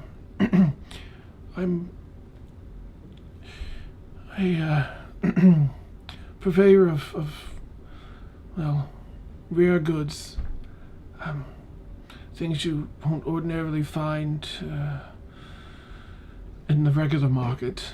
Sometimes, not weapons and the like, but components for things, recipes for things. You yourself seem to deal with, I imagine you're a wizard, judging by your book. Sometimes I come across scrolls of magic, or components for certain experimental magic. I have nothing now, but if you and your compatriots return and at a future time, please seek me out. I would be very glad to return these many favors you've all offered me. Oh, interesting. I'm glad you mentioned that to me. I will be back. Good.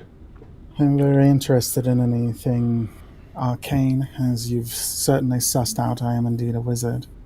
And we have other interests as well, and if you've had the ability to procure certain objects, then perhaps we can strike up a good business deal in the future. But for now, definitely rest and take care of your children. I will. Thank you, Demalacus. He Be well. takes his hand out, shake. Did you tell us this guy's name? Maybe. Grandpa, not stinky. Nice. Grandpa Bar Soap. Yeah. Grandpa actually I does. think Yeah. I forget if we had asked his name at some point. We might have. May have. Okay. Children, come. Grandfather needs to rest, and so do you. Let's fill our bellies and find our new home. And you're like, yes, Grandpa! And they bye. They both give Zelkari a big hug. And she just like both arms just like hugs them really tight. And I'll race you, and they race each other over to Grandpa. One of them trips. No fair! Wait up! And off they go into the city, leaving the three of you awkwardly huddled. Zakari's gonna turn to Demalacus is like, you had to one-up me. Well, you'll find that I can be generous. You two guys are so sweet, and I pinch both of your cheeks. What? Zakari's just like, she's just like, I just wanted to buy him a cart, and then she just starts like walking kind of away to just like look at all the like shops and kind of Nice. taking the sights. You walk in and you see the paved stone streets and the man-made canals. You see some boats on them to the gondola. You know, you can ride through the city on that. It's really just a gorgeous city. The weather's beautiful here. It's late spring now, I think, and it's warm but not too warm. Not humid but comfortable. And just a lot of ritzy, fancy people walking around.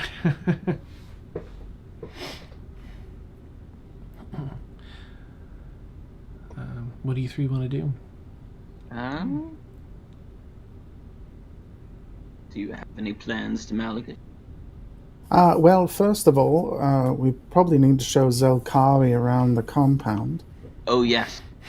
Introduce her to some people. I was also thinking we should rest. We've been traveling a bit, but I've never really explored the city.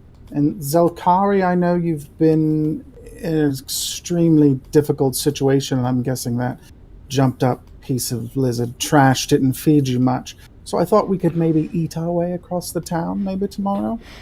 Really? Her I'm eyes just buying. get super, super wide. She's like, yeah, I'm game, yeah. Let's do that. But Oh, for now, and we we also should get eat and comfy rest. beds now. Yes, indeed. It's very nice here. Yes. Our friend Rhea's family has a rather nice compound here. It's very secure, a bit posh, honestly. It's very nice. They have accents, so try not to gawk. I hope they let us in without Ray. We haven't really seen her since. Oh, I doubt they'll forget us. So Karaka is just like,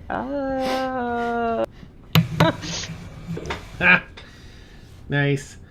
All right, you three begin making your way to the compound. Meanwhile, Thaxel, you've arrived, and you sort of do a trick dismount off the Nightmare as you ride off the side and just to keep pace and run as that just goes off into its void, back into its realm. And the two guards are like, "Oh, it's you." Like they've clearly forgotten your name. It's and the other one's like, don't. But Are you serious? I'm sorry, ma'am. I'm sorry. Tassos has heard him talking about you, but I can't. I'm sorry. I'm sorry. He just kind of hangs his head down a little bit. But you're welcome in. Are you bowing to me? Yes, ma'am. Yes, ma'am. Oh, I forgive you. No one's ever bowed to me, and I pat his head. Oh, clink, clink, clink. It's gone to my head now. I'm royalty. Nice. Well, I'll get the door for you, ma'am. And they push the doors open to the compound. And you walk in. So you're in the front area, but you see a number of the... So you see a number of the tables, the wooden tables outside are just trashed. And off in the front of the yard, you see the gardener and some other person that you don't recognize as stone statues. And as you're walking up, you hear this like this 8-legged running sound come around the corner of the house, and it's like sliding in the grass and the dirt, and it's your basilisk that's Georgie! It's probably about 3 feet tall now, even though it's only been a couple of weeks, a week or two. It's been forever. Yeah, it comes up to your waist about now, and it's probably a good 8 or 9 feet long. And it's kind of like not looking directly at you, just kind of looking down and running towards you, and then it kind of puts its front 4 feet up on you, and it has this long sort of basilisk tongue getting your face. I'm enamored by this little creature. Okay, so I'm avoiding the eyes. Like, come here. Come see Mama. Nice. Climbs up a little such further. a good basilisk. Puts its head on your shoulder. Oh, it's so cute. I missed you. It's a 400-pound behemoth monster. It's a Saint Bernard with 8 legs. Right? I'm okay with this. Daxy's tall. She's got this. Nice. Who's such a good basilisk? Why did you turn into stone? I thought we talked about this before I left. Kind of lifts their head up and looks over. Kind of goes down and tucks its tail in a little bit. Kind of It's okay. It's okay. Tail wags and starts. Just try not to turn everything into stone. God, Georgie, that's what you were calling it, right?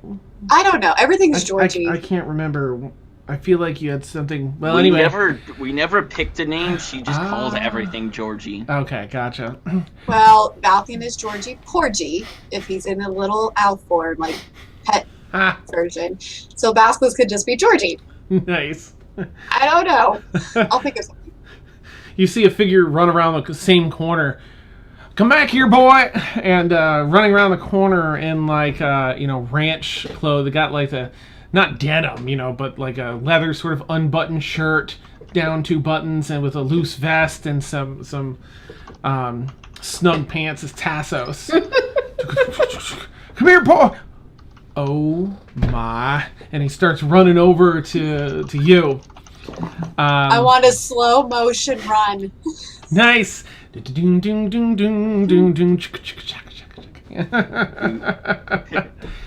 Actually, she's not going to do that. Chariots of Fire starts playing, but like a southern version of. It's on a steel guitar. George, it's you. Dueling banjos. Awesome. So he's running over. Are you running over to him too, or are you just staying put? That's fine either way, of course. He's definitely. No, I'm going to say put. Okay. That's fine. He can run to me. I'm a queen now. Nice.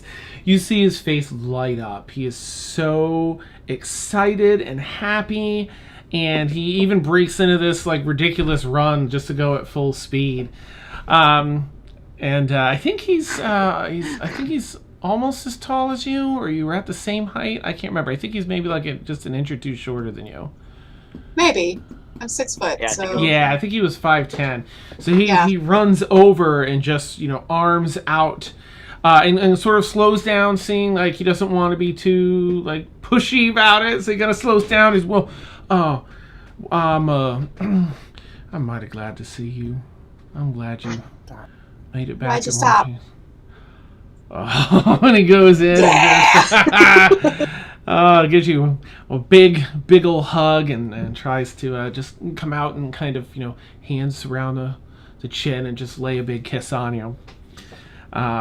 It's just like, oh, and now I can die happy. I'm so glad you returned. Well, don't die just yet. I have things to do. Yes. Oh, and one of those things is you. All right, then. I must admit, I have been thinking a bit about that. But certainly we've got some other exciting work to do here with Reginald Pippenstock. Yes, how is our dear friend doing? Well, got a little bit of information. Without any threat, I've been waiting for you because, I wouldn't want to get started. You care about me. Of course. But he's been awful interested in that there map that you found from him. No, not the map. In the map we marked up on my wall there from the notes you took from him from his ledger. I think he knows he's in for some trouble here. Just wanted to keep that in his sight there and get them all plenty worried before it got underway. Good. So yeah, you look at how your little boy's grown, huh? Or girl? I'm not really sure yet. We won't know for a while. Did you name him? Oh no. I've been spending lots of time with him, as close as I can be to you. Is through this little fella or lady here, and growing by the day. My word, I'm wondering how big he or she's gonna get in the long run.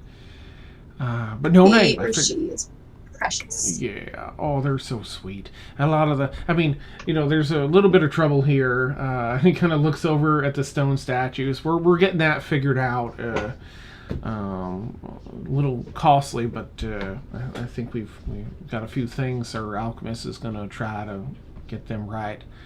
But well worth it. A lot of the guards here are a bit frightened by our little friend here, but just got a heart of gold. I'm just so thankful you're taking such good care of him. We need to name him. I'm going to find a name right now. Oh. That's not my notes. I'm sorry. And he just goes to scoop you up in his arms like a Princess Carrie and just sort of spin you around a little bit. He's just like, oh, I have missed you so much, and I'm so glad you are here.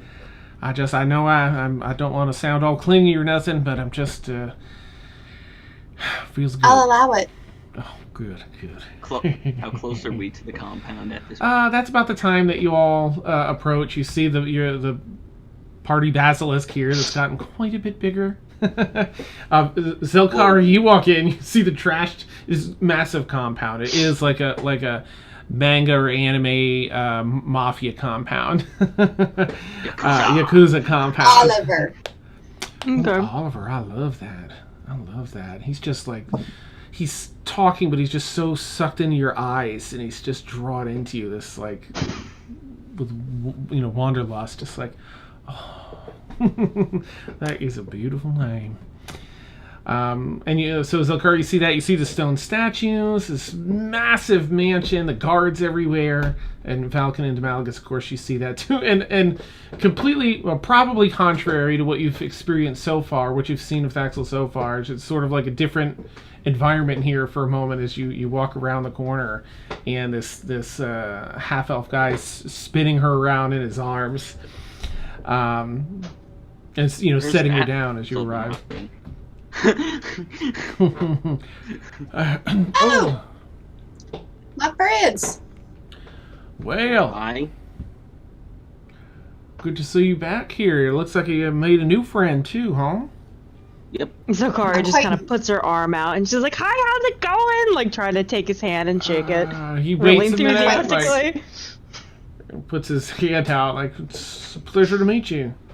That's a mighty big smile you got there. That's yeah. She's really bouncy.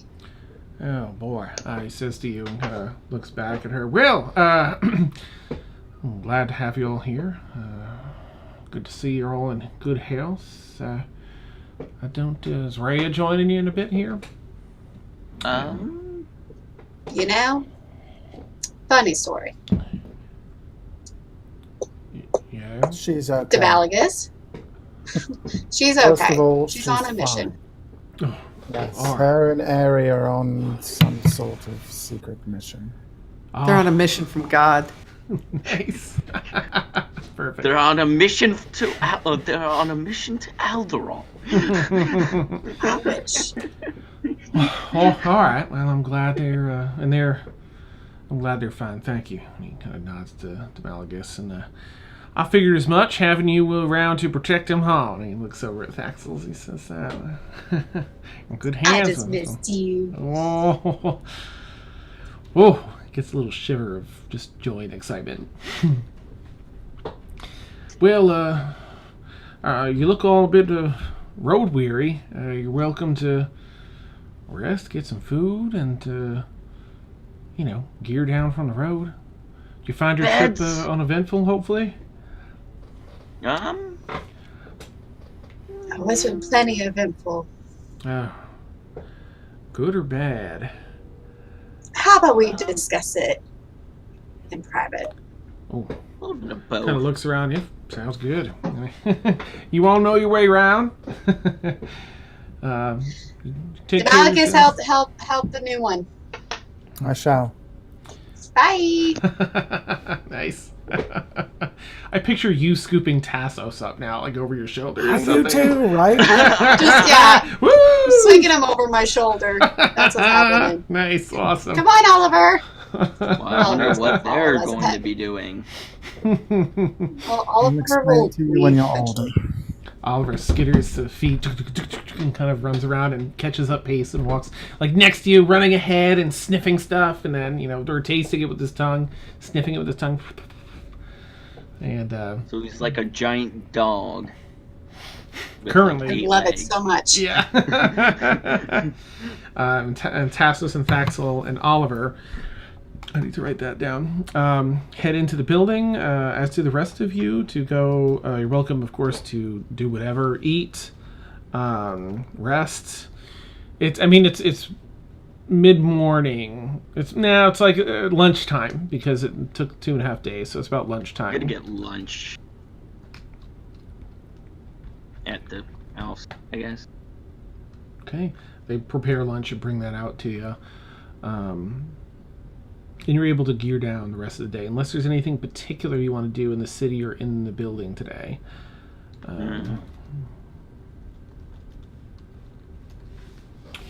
How far away was their special shop? Oh, don't know. Yeah, they're... Oh, okay, the Reyes The- family shop. The, Yeah, yeah. Gotcha. Let's see. It's about a 25-minute walk, I think, to get down there. You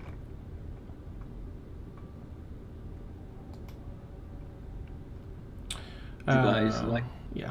be interested in perusing some enchanted wares now that we have some more coin in our pocket?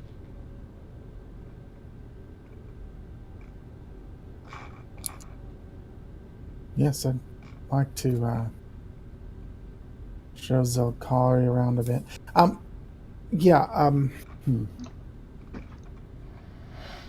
So we'd probably want to, after we eat, probably show Zelkari around the compound. Yeah. Because it is kind of a big place, and Yeah. we probably want to wash up after being on the road for like days and not bathing. Plus, Some I'm of us probably bathe. breastfeeding. Nice. I mean, I'm a wizard. I use prestidigitation. I'm always clean, but actual You're warm not water is really nice too. clean. Yeah, right. Something different You're about magically warm bath. clean. Nice. All right. Yep. So, I mean, luxurious baths in here. There's a co-ed bath. There's a number of co-ed baths. A number of,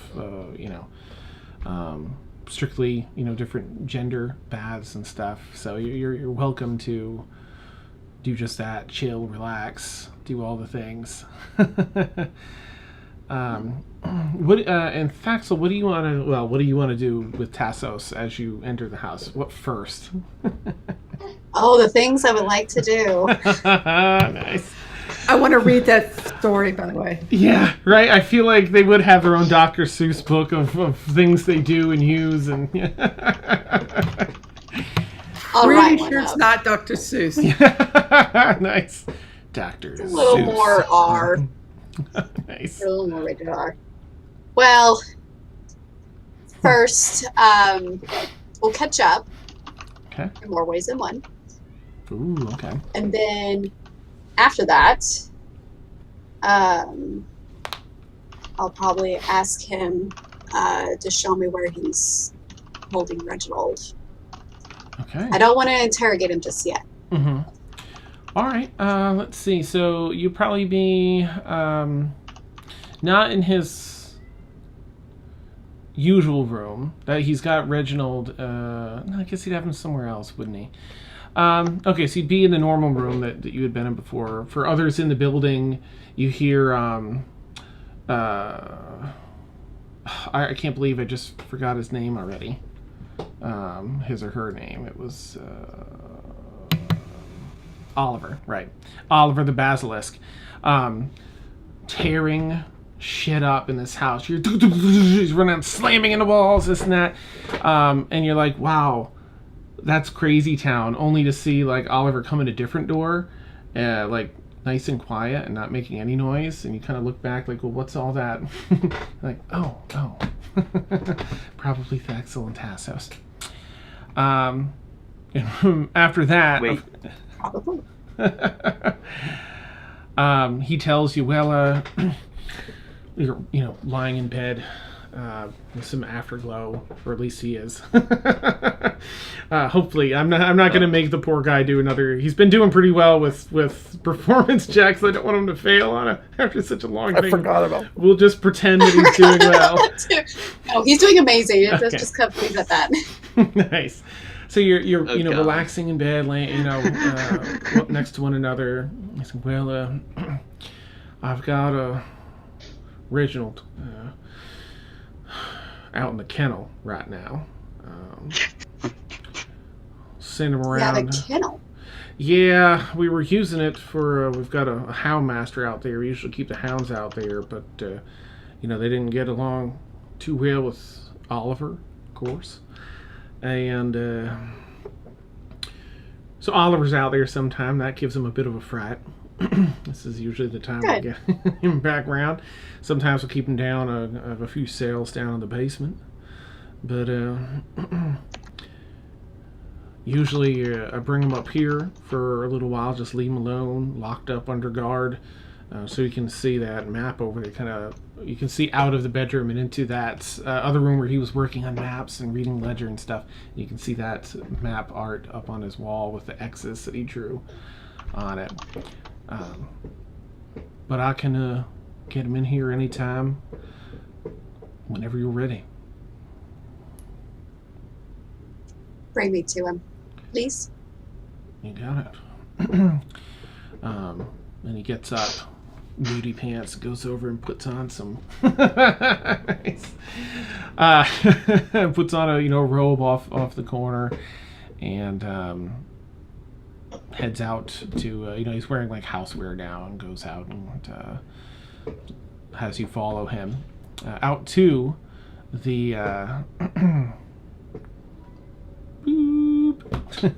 not the stable. What did I call it? The kennel area. Kennel.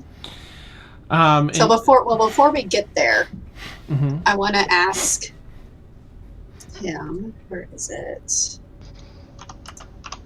Oh, so I pull out the dagger of venom, Oh yeah. and I ask him if I just give him a little scratch, Mm-hmm. this won't technically kill him, Mm-hmm. right? He's in a bit of a weakened state, seeing as how we've just been feeding him every other day. But no, he seems marginally hardy. I think you'll feel the effects. Give him a good scare. He doesn't need to know. It won't kill him. Okay. Well, my dear friend Deena wanted me to hold off for a little bit, but I'm here. Yeah. I want to give him a little fright before she gets back into town. Sure.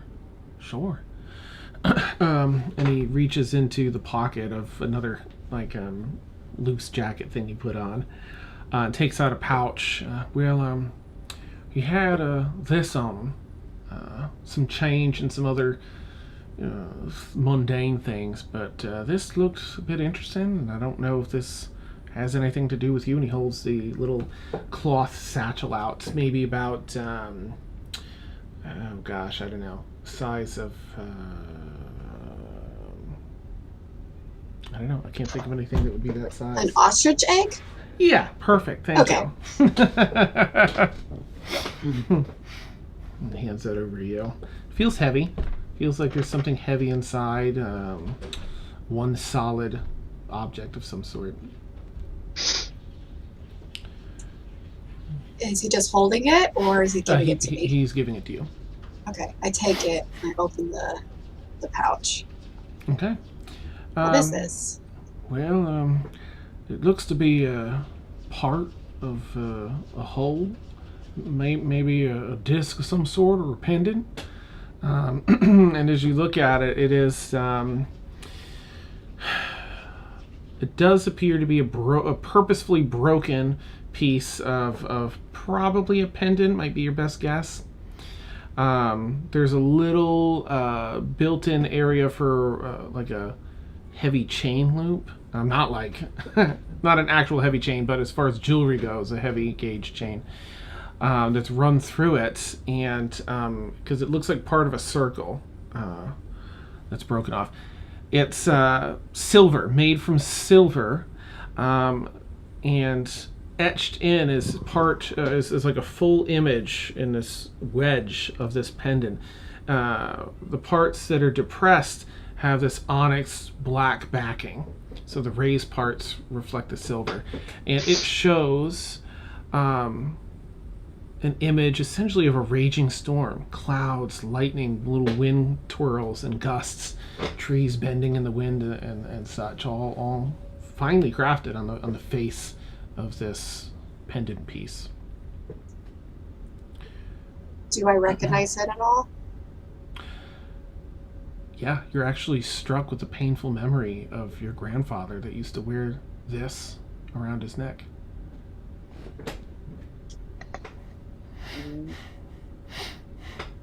Okay, I don't say anything. Mm-hmm. I gently place it back into the pouch. Mm-hmm.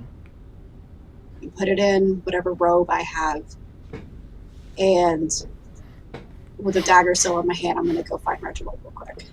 Okay, he's maybe, 20 seconds away. You resume walking and turn around the corner. You're outside. You go around the corner into the kennel. You can tell by the smell.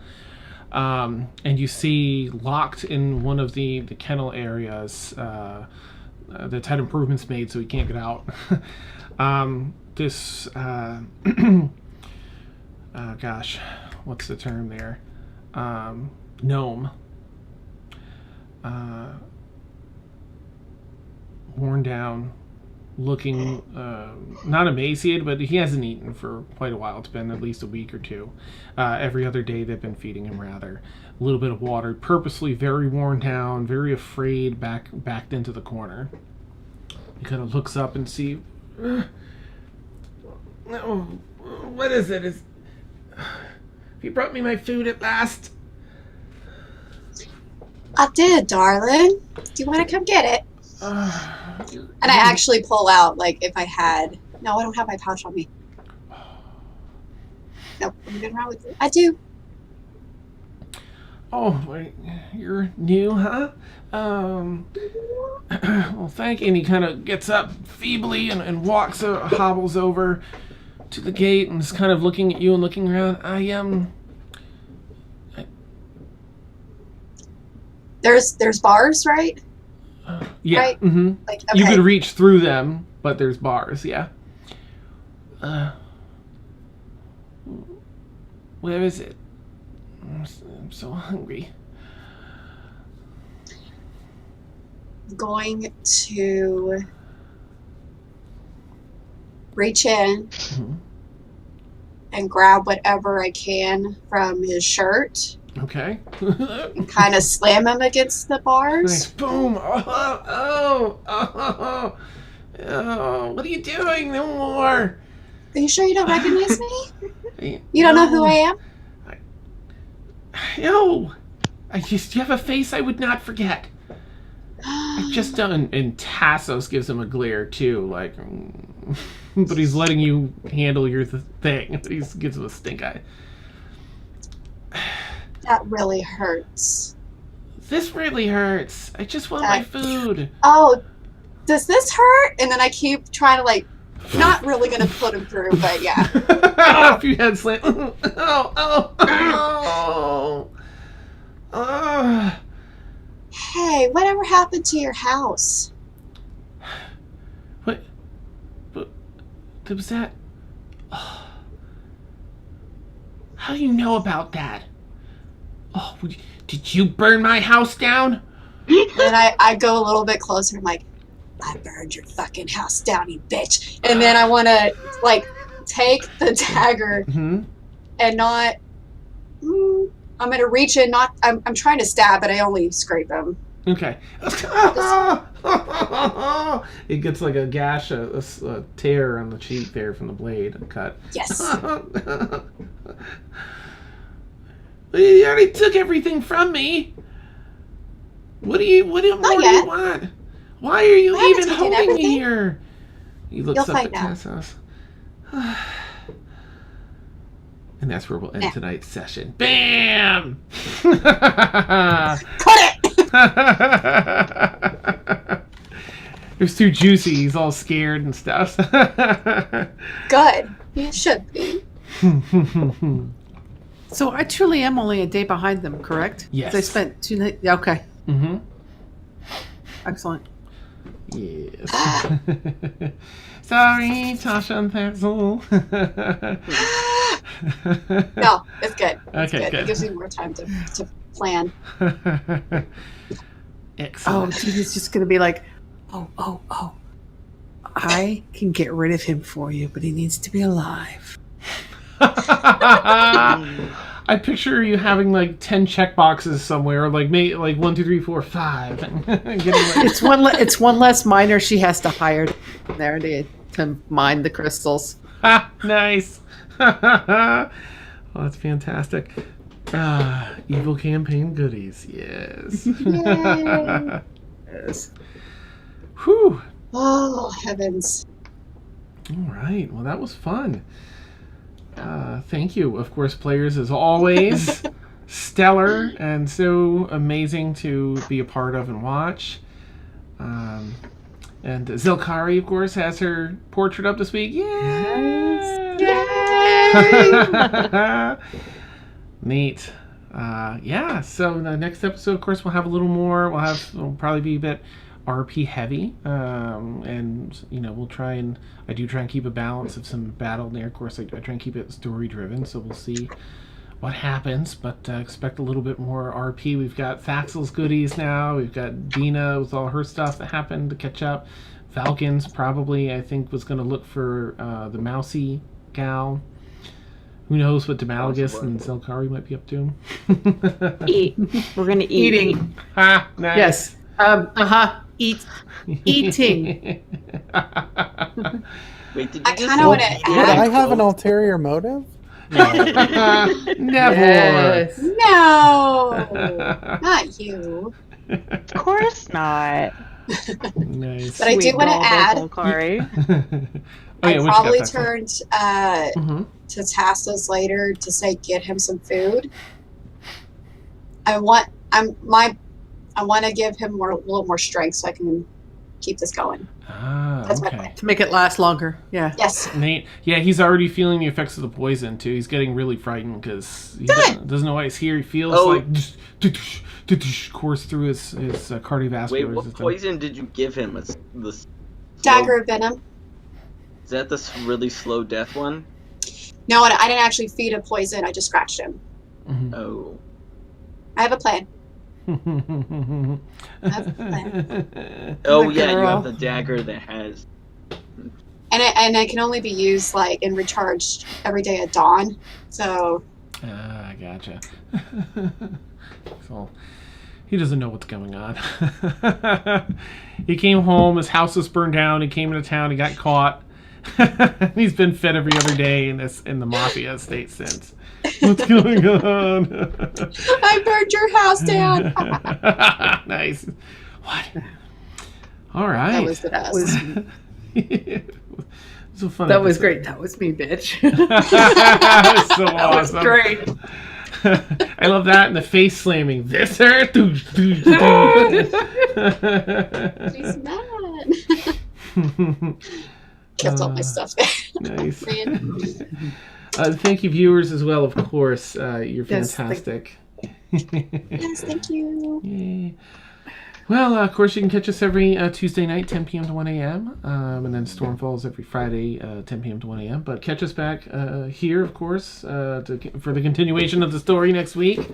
And we'll see what goodies happen. Hopefully, we'll have Rhea back, if not Ari as well, next week. Hadn't heard anything this week, but I might try a different way. I'll to give her a contact nudge. them. Ah, neat. Thanks. Uh-huh. All right. Well, have a great night, everyone. Thank you all so much. See you next Yes. week. Bye. Bye.